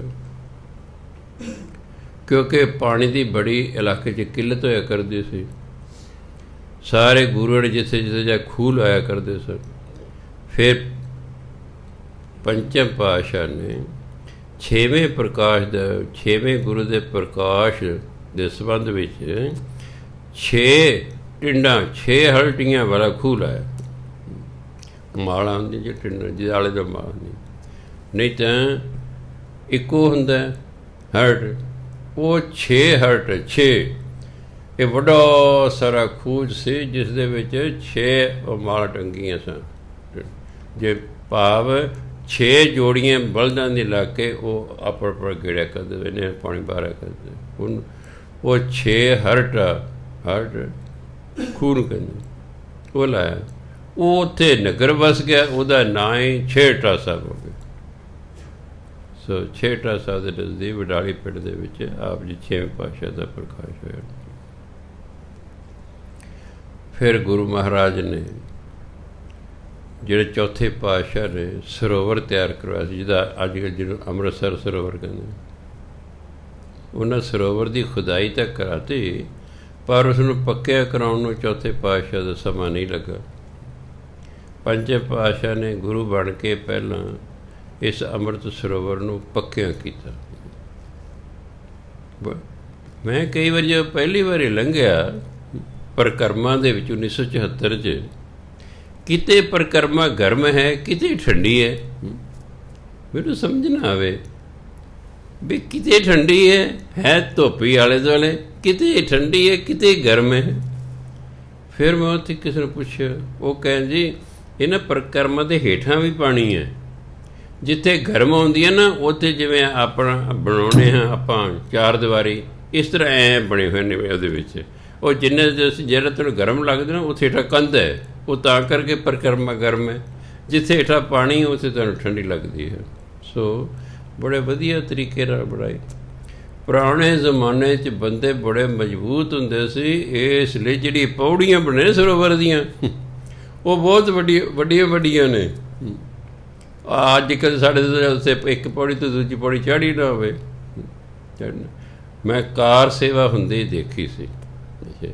ਮੈਂ ਦੇਖਿਆ ਮੁੰਡਿਆਂ ਨੇ ਕੀ, ਜਿਹੜੇ ਨੌਜਵਾਨ ਮੁੰਡੇ ਸਨ ਉਹਨਾਂ ਕੀ ਕੀਤਾ, ਉਹ ਪੌੜੀ 'ਤੇ ਆਪ ਲੇਟ ਜਾਂਦੇ ਸਨ ਅਤੇ ਸੰਗਤ ਨੂੰ ਕਹਿੰਦੇ ਸੀ ਵੀ ਜਿਹੜਾ ਹੈ ਸਾਡੇ 'ਤੇ ਪੈਰ ਰੱਖੋ, ਫਿਰ ਅਗਲੀ ਪੌੜੀ 'ਤੇ ਰੱਖੋ, ਤਾਂ ਚੜ੍ਹਦਾ ਸੌਖਾ ਹੋਵੇ। ਖੈਰ ਪੰਚਮ ਪਾਤਸ਼ਾਹ ਨੇ ਅੰਮ੍ਰਿਤ ਸਰੋਵਰ ਨੂੰ ਪੱਕਿਆਂ ਕਰਵਾਇਆ। 1588 ਈਸਵੀ ਦੇ ਵਿੱਚ ਗੁਰੂ ਮਹਾਰਾਜ ਲਾਹੌਰ ਗਏ ਹੋਏ ਸਨ, ਕਿਉਂਕਿ ਇਹ ਇਲਾਕੇ ਕਾਲ ਪੈ ਜਾ ਕਰਦਾ ਸੀ। ਉੱਥੇ ਜਿਹੜਾ ਸੀ ਇੱਕ ਸੂਫੀ ਫਕੀਰ ਸੀ ਮੀਆਂ ਮੀਰ ਜੀ, ਉਹਨਾਂ ਦੇ ਨਾਲ ਗੁਰੂ ਮਹਾਰਾਜ ਦਾ ਬਹੁਤ ਪਿਆਰ ਸੀ। 1588 'ਚ ਮੀਆਂ ਮੀਰ ਜੀ ਨੂੰ ਸੁਨੇਹਾ ਭੇਜਿਆ ਗੁਰੂ ਮਹਾਰਾਜ ਨੇ ਕਿ ਅਸੀਂ ਜਿਹੜਾ ਹੈ ਹਰਿਮੰਦਰ ਸਾਹਿਬ ਬਣਾਉਣਾ ਅਤੇ ਨੀਂਹ ਤੁਹਾਡੇ ਤੋਂ ਰਖਵਾਉਣੀ ਹੈ। ਚਲੋ ਉਹ ਆਪ ਵੀ ਆ ਗਏ, ਨਾਲ ਬਹੁਤ ਸਾਰੇ ਹੋਰ ਚੇਲੇ ਪਾਲ ਕੇ ਮੁਸਲਮਾਨ ਸਨ, ਉਹ ਵੀ ਆ ਗਏ। ਉਹਨਾਂ ਤੋਂ ਹਰਿਮੰਦਰ ਸਾਹਿਬ ਦੇ ਮੀਆਂ ਮੀਰ ਜੋ ਸੂਫੀ ਫਕੀਰ ਸਨ, ਉਹਨਾਂ ਤੋਂ ਹਰਿਮੰਦਰ ਸਾਹਿਬ ਦੇ 1588 ਈਸਵੀ 'ਚ ਨੀਂਹ ਰਖਵਾਈ। ਤਾਂ ਮੁਸਲਮਾਨਾਂ ਦੇ ਮਨ 'ਚ ਬੜਾ ਹੋ ਗਿਆ ਵੀ ਦੇਖੋ ਸਾਡੇ ਪੀਰ ਤੋਂ ਕਿਸੇ ਦੂਜੇ ਧਰਮ ਵਾਲੇ ਨੇ ਨੀਂਹ ਰਖਵਾਈ ਹੈ। ਉਹ ਪਹਿਲਾ ਮੌਕਾ ਸੀ ਇਤਿਹਾਸ ਦਾ। ਇਤਿਹਾਸ ਦੇ ਵਿੱਚ ਪਹਿਲਾ ਮੌਕਾ ਸੀ ਕਿ ਕਿਸੇ ਦੇ ਧਰਮ ਸਥਾਨ ਦਾ ਨੀਂਹ ਪੱਥਰ ਦੂਜੇ ਧਰਮ ਵਾਲੇ ਨੇ ਰੱਖਿਆ ਹੋਇਆ ਹੋਵੇ। ਇਹੀ ਕਾਰਨ ਹੈ ਜਿੰਨੇ ਵੀ ਮੁਸਲਮਾਨ ਪਾਕਿਸਤਾਨ ਤੋਂ ਆਉਂਦੇ ਨੇ ਹਿੰਦੁਸਤਾਨ ਦੇ ਯਾਤਰਾ ਕਰਨ, ਉਹ ਹਰਿਮੰਦਰ ਸਾਹਿਬ ਜ਼ਰੂਰ ਆਉਂਦੇ ਨੇ ਵੀ ਹਾਂ ਜੀ ਸਾਡੇ ਵੱਡੇ ਵਡੇਰਿਆਂ ਨੇ ਨੀਂਹ ਰੱਖੀ ਹੋਈ, ਇਸ 'ਤੇ ਅਟੈਚਮੈਂਟ ਕੁਦਰਤੀ ਗੱਲ ਹੋ ਜਾਂਦੀ ਹੈ। ਫਿਰ ਹਰਿਮੰਦਰ ਸਾਹਿਬ ਬਣਨਾ ਸ਼ੁਰੂ ਹੋ ਗਿਆ ਹੈ। ਗੁਰੂ ਮਹਾਰਾਜ 4 ਦਰਵਾਜ਼ੇ ਰੱਖੇ, ਨਹੀਂ ਤਾਂ ਮੰਦਰਾਂ ਮਸੀਤਾਂ ਦੇ ਇੱਕ ਹੀ ਦਰਵਾਜ਼ਾ ਹੁੰਦਾ, ਉੱਧਰ ਹੀ ਵੜਨਾ, ਉੱਧਰ ਹੀ ਬਾਹਰ ਨਿਕਲਣਾ। 4 ਦਰਵਾਜ਼ੇ ਰੱਖੇ ਬਈ 4 ਦਿਸ਼ਾਵਾਂ ਦੇ ਲੋਕ ਇੱਥੇ ਆ ਸਕਦੇ ਨੇ, ਸਭ ਨੂੰ ਖੁੱਲ੍ਹ। ਉਦੋਂ 4 ਜਾਤਾਂ ਹੁੰਦੀਆਂ ਸਨ, ਬ੍ਰਾਹਮਣ, ਖੱਤਰੀ, ਵੈਸ਼, ਸ਼ੂਦਰ, ਸਾਰੀਆਂ ਜਾਤਾਂ ਦੇ ਲੋਕ ਆ ਸਕਦੇ ਨੇ, ਸਾਰੇ ਧਰਮਾਂ ਦੇ ਲੋਕ ਆ ਸਕਦੇ ਨੇ। ਇਹ ਖਿਆਲ ਰੱਖ ਕੇ 4 ਦਰਵਾਜ਼ੇ ਹਰਿਮੰਦਰ ਸਾਹਿਬ ਦੇ ਰੱਖੇ। ਹਰਿਮੰਦਰ ਸਾਹਿਬ ਬਣਨਾ ਸ਼ੁਰੂ ਹੋ ਗਿਆ ਹੈ। ਇਹ ਹਰਿਮੰਦਰ ਸਾਹਿਬ 1601 ਈਸਵੀ ਸ਼ੁਰੂ ਹੋਇਆ ਸੀ 1588 'ਚ। 13 ਸਾਲ ਲੱਗ ਗਏ ਹਰਿਮੰਦਰ ਸਾਹਿਬ ਤਿਆਰ ਹੁੰਦੇ। 1601 ਈਸਵੀ 'ਚ ਹਰਿਮੰਦਰ ਸਾਹਿਬ ਤਿਆਰ ਹੋ ਗਏ। ਫਿਰ ਜਿਹੜਾ ਹੈ ਪੰਚਮ ਪਾਤਸ਼ਾਹ ਹਰਿਮੰਦਰ ਸਾਹਿਬ 'ਚ ਆਉਣ ਲੱਗ ਪਏ। ਜਿਹੜੇ ਕੀਰਤਨੀਏ ਸਨ ਉਹ ਵੀ ਹਰਿਮੰਦਰ ਸਾਹਿਬ 'ਚ ਕੀਰਤਨ ਕਰਨ ਲੱਗ ਪਏ। ਸੰਗਤ ਵੀ ਹਰਿਮੰਦਰ ਸਾਹਿਬ 'ਚ ਆ ਕੇ ਸਵੇਰੇ ਸ਼ਾਮ ਜਿਹੜਾ ਹੈ ਨਾਲੇ ਕੀਰਤਨ ਸੁਣਦੇ ਸੀ, ਨਾਲੇ ਗੁਰੂ ਮਹਾਰਾਜ ਦੇ ਵਿਚਾਰ ਸੁਣਦੇ ਸੀ। ਇੰਨੇ ਸਮੇਂ ਦੇ ਦੌਰਾਨ ਗੁਰੂ ਮਹਾਰਾਜ ਇੱਕ ਹੋਰ ਸਰੋਵਰ ਦੀ ਖੁਦਾਈ ਕਰਾਈ, ਸੰਤੋਖ ਸਰ ਸਰੋਵਰ ਦੀ। ਜਦੋਂ ਸਰੋਵਰ ਪੁੱਟਿਆ ਜਾ ਰਿਹਾ ਸੀ ਤਾਂ ਕਾਫੀ ਡੂੰਘਾਈ 'ਤੇ ਜਾ ਕੇ ਇੱਕ ਕਮਰਾ ਲੱਭਿਆ। ਸਿੱਖਾਂ ਨੇ ਆ ਕੇ ਦੱਸਿਆ ਗੁਰੂ ਮਹਾਰਾਜ ਜੀ ਵੀ ਇਹਨਾਂ ਖੁਦਾਈ ਕਰਦਿਆਂ ਇੱਕ ਕਮਰਾ ਨਿਕਲਿਆ ਹੈ। ਗੁਰੂ ਮਹਾਰਾਜ ਦਿਵਦ੍ਰਿਸ਼ ਵੇਖੇ ਕਹਿੰਦੇ ਵੀ ਉਹਦੇ ਵਿੱਚ ਨਾ ਇੱਕ ਰਿਸ਼ੀ ਬੈਠਾ, ਤੁਸੀਂ ਆਰਾਮ ਨਾਲ ਇੱਟਾਂ ਉੱਟਾਂ ਪੱਥਰ ਪੁੱਥਰ ਹਟਾਓ ਉਸ 'ਤੇ, ਮੈਂ ਵੀ ਆ ਰਿਹਾ। ਚਲੋ ਪੰਚਮ ਪਾਤਸ਼ਾਹ ਜਾ ਕੇ ਖਲੋ ਗਏ। ਜਦੋਂ ਇੱਟਾਂ ਉੱਟਾਂ ਹਟਾਈਆਂ ਪਾਸੇ ਤਾਂ ਵਿੱਚ ਇੱਕ ਰਿਸ਼ੀ ਨਿਕਲਿਆ।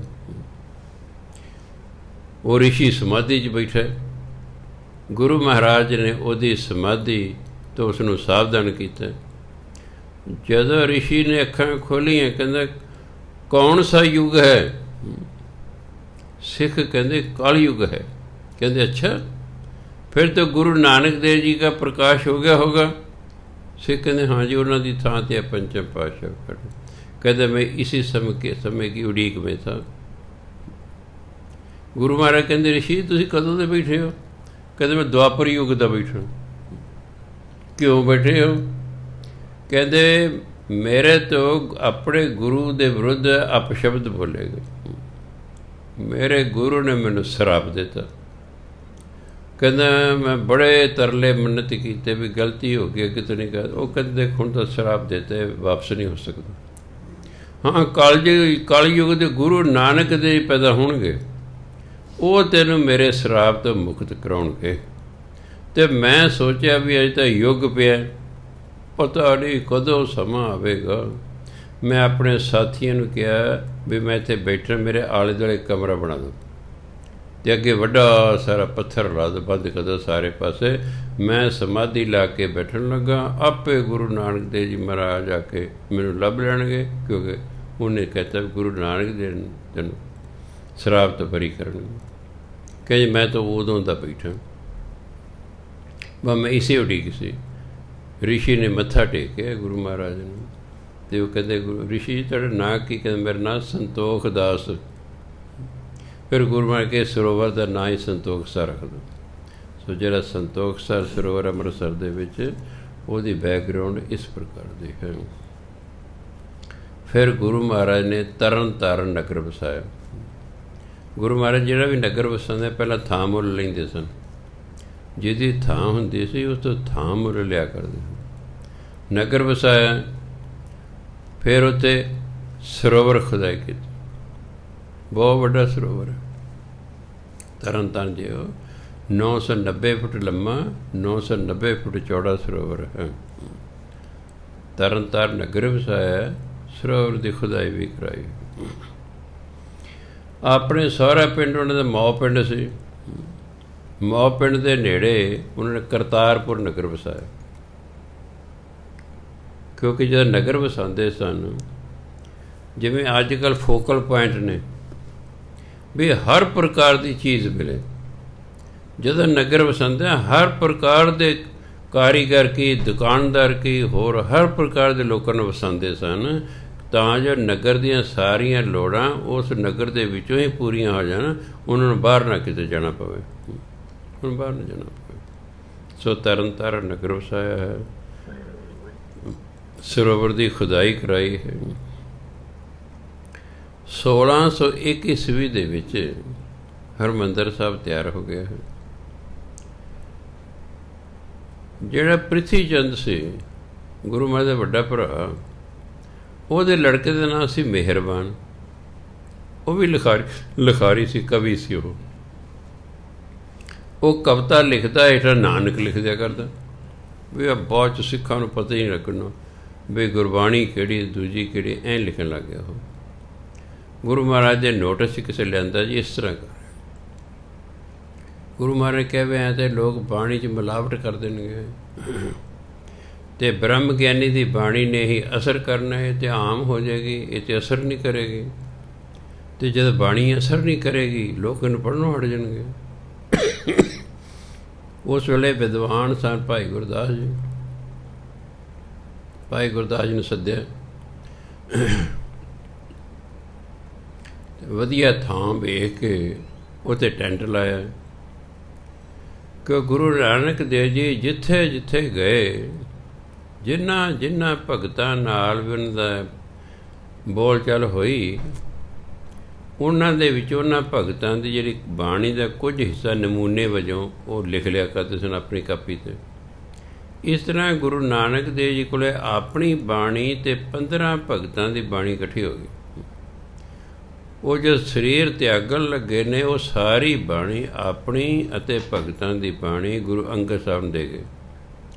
ਗੁਰੂ ਅੰਗਦ ਦੇਵ ਮਹਾਰਾਜ ਨੇ ਵੀ ਆਪ ਬਾਣੀ ਲਿਖੀ, ਉਹ ਸਾਰੀ ਬਾਣੀ ਤੀਸਰੇ ਪਾਤਸ਼ਾਹ ਨੂੰ ਦਿੱਤੀ।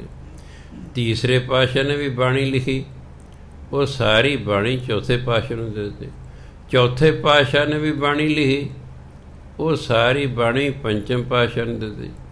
ਪੰਚਮ ਪਾਤਸ਼ਾਹ ਦੇ ਦਰਬਾਰ ਵਿੱਚ 11 ਜਿਹੜੇ ਸਨ ਭੱਟ ਵੀ ਰਹਿੰਦੇ ਸਨ। ਭੱਟ ਵੀ ਬ੍ਰਹਮ ਗਿਆਨੀ ਸਨ, ਉਹਨਾਂ ਨੇ ਵੀ ਬਾਣੀ ਲਿਖੀ, ਉਹ ਵੀ ਬਾਣੀ ਗੁਰੂ ਅਰਜਨ ਦੇਵ ਮਹਾਰਾਜ ਕੋਲ ਸੀ।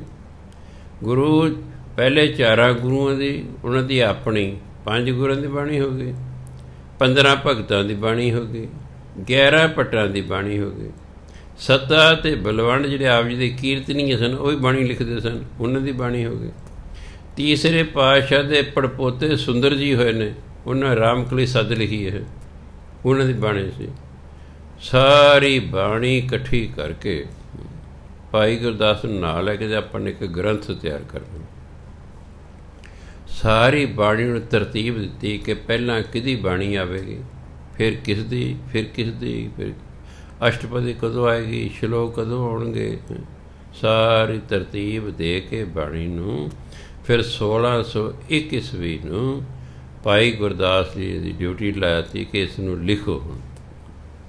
ਭਾਈ ਗੁਰਦਾਸ ਜੀ 3 ਸਾਲ ਲਾ ਕੇ 1604 ਈਸਵੀ ਦੇ ਵਿੱਚ ਇਹ ਗੁਰੂ ਗ੍ਰੰਥ ਸਾਹਿਬ ਤਿਆਰ ਕੀਤਾ।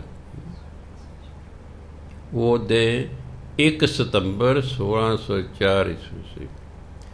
ਗੁਰੂ ਮਹਾਰਾਜ ਨੇ ਆਲੇ ਦੁਆਲੇ ਦੇ ਇਲਾਕੇ ਸੁਨੇਹੇ ਭੇਜਤੇ ਕਿ ਗੁਰੂ ਗ੍ਰੰਥ ਸਾਹਿਬ ਤਿਆਰ ਹੋ ਗਿਆ ਹੈ, ਆਪਾਂ ਨੇ ਇਸ ਨੂੰ ਹਰਿਮੰਦਰ ਸਾਹਿਬ ਜਿਹੜਾ ਲੈ ਕੇ ਜਾਣਾ ਹੈ।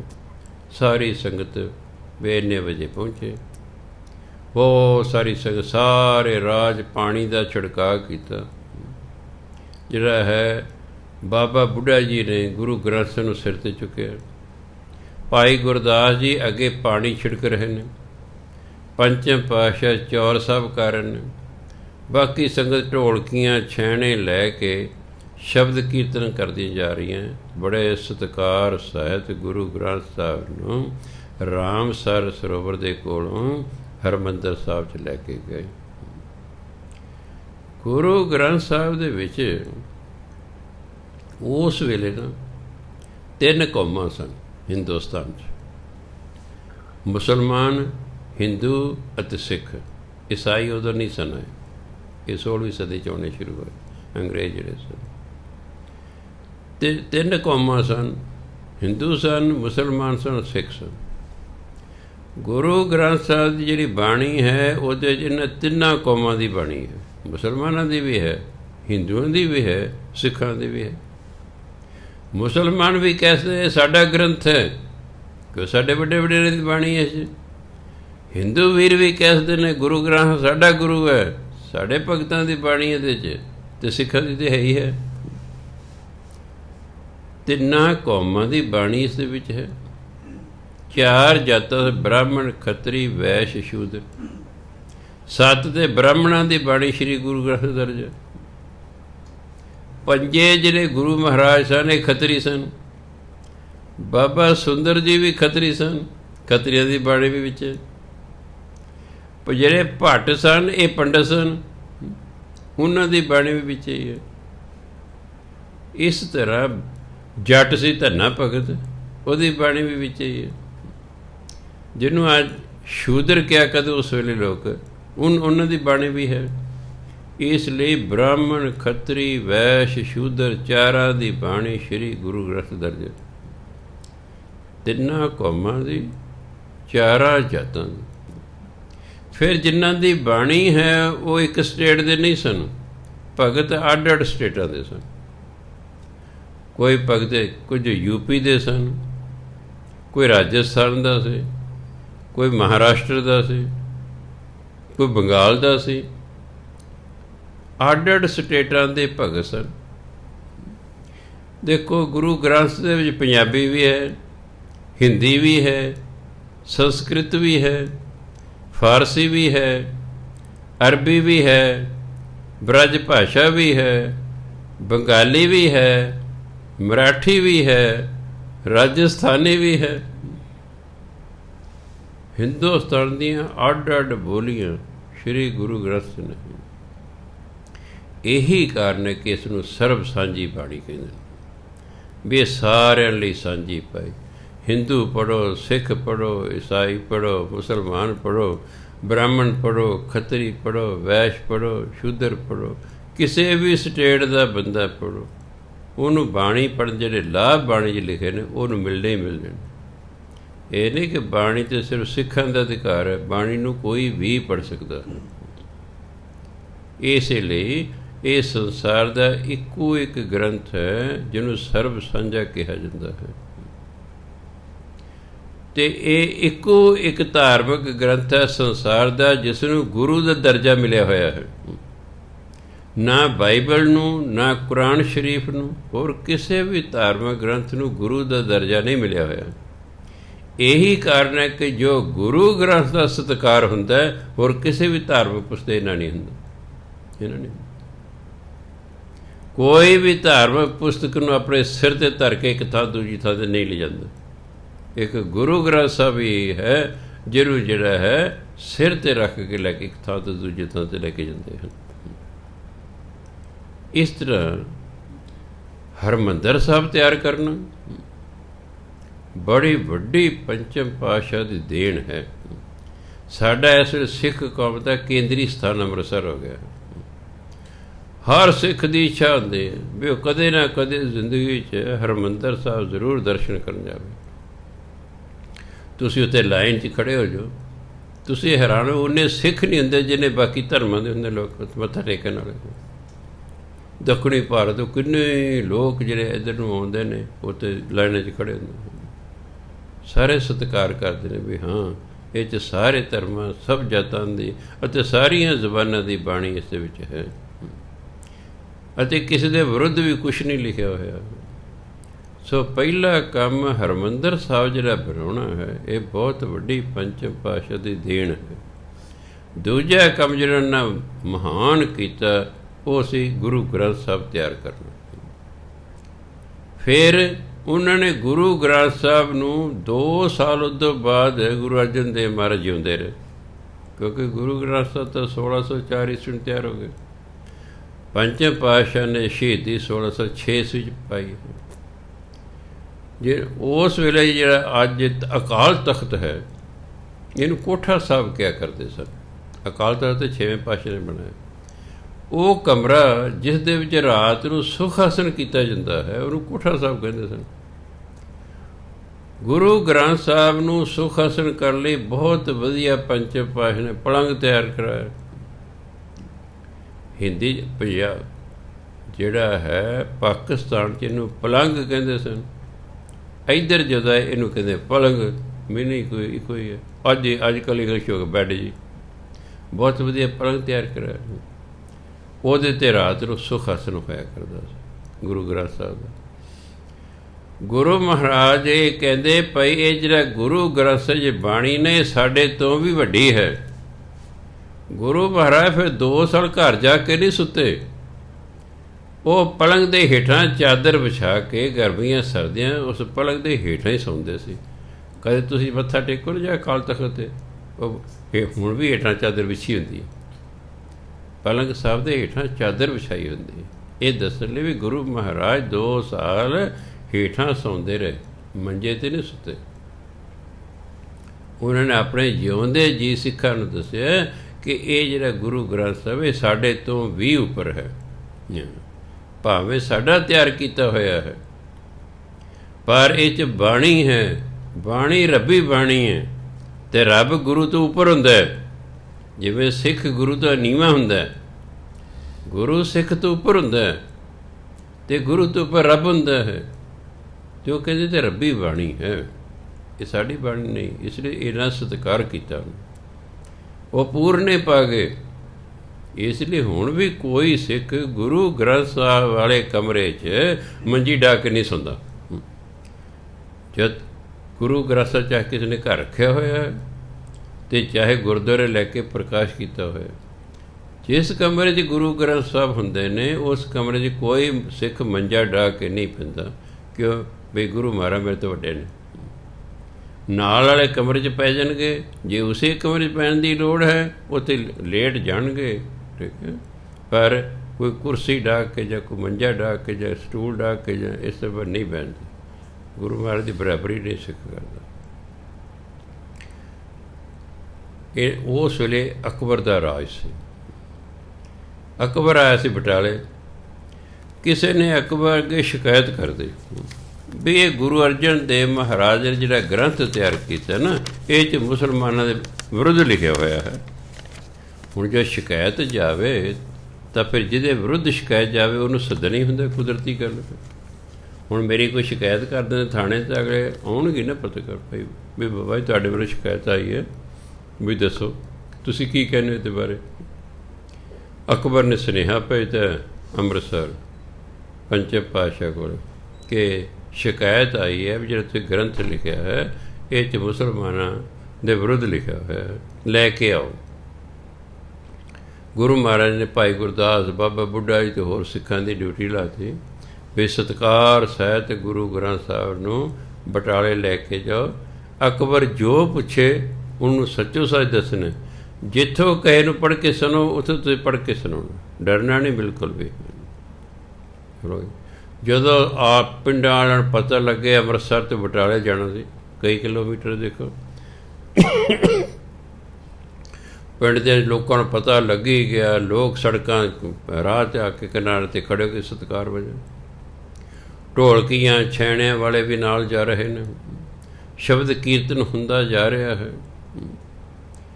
ਜਦੋਂ ਬਟਾਲੇ ਪਹੁੰਚੇ, ਜਿੱਥੇ ਅਕਬਰ ਠਹਿਰਿਆ ਸੀ, ਤਾਂ ਉਹਦੇ ਨੇੜੇ ਪਹੁੰਚੇ ਨਾ, ਆਵਾਜ਼ਾਂ ਆਉਣ ਸਤਿਨਾਮ ਵਾਹਿਗੁਰੂ ਦੀਆਂ ਸ਼ਬਦ ਦੀ। ਅਕਬਰ ਪੁੱਛਦਾ ਵੀ ਇਹ ਕਾਹਦੀਆਂ ਆਵਾਜ਼ਾਂ ਆ ਰਹੀਆਂ? ਕਹਿੰਦੇ ਜੀ ਜਿਹੜੇ ਪੰਚਮ ਪਾਤਸ਼ਾਹ ਨੇ ਗ੍ਰੰਥ ਤਿਆਰ ਕੀਤਾ ਨਾ, ਸਿੱਖ ਉਸ ਨੂੰ ਲੈ ਕੇ ਆ ਰਹੇ ਨੇ ਤੁਹਾਨੂੰ ਵਿਖਾਉਣ ਲਈ।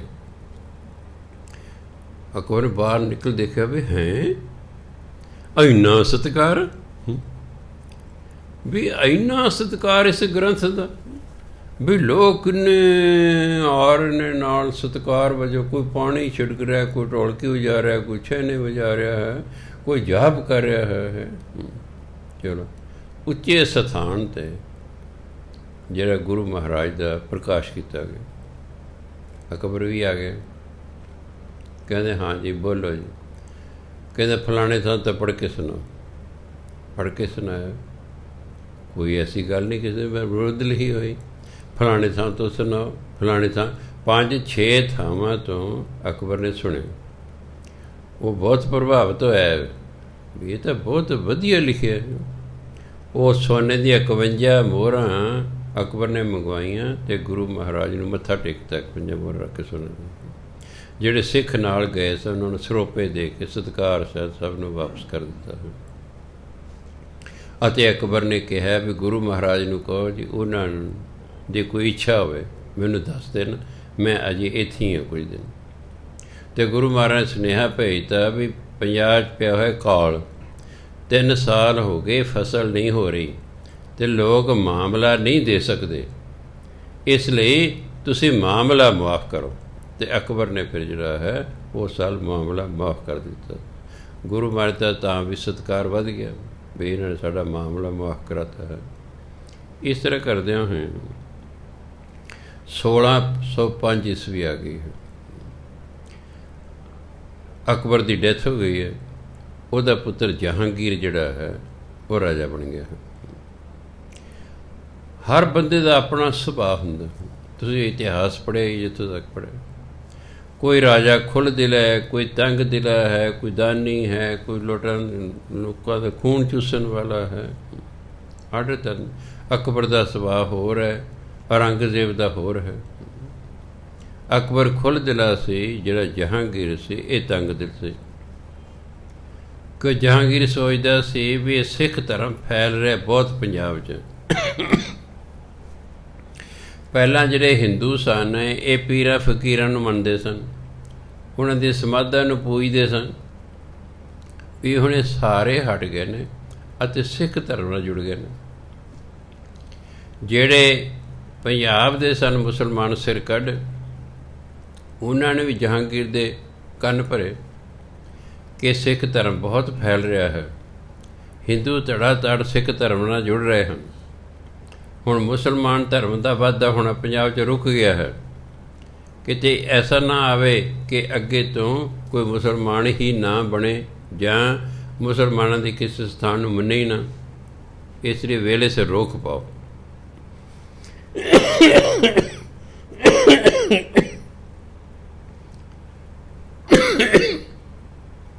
ਜਹਾਂਗੀਰ ਦੇ ਆਪ ਹੀ ਮੌਕੇ ਦੀ ਭਾਲ ਸੀ ਵੀ ਕੋਈ ਮੌਕਾ ਮਿਲੇ ਵੀ ਮੈਂ ਲਹਿਰ ਖ਼ਤਮ ਕਰ।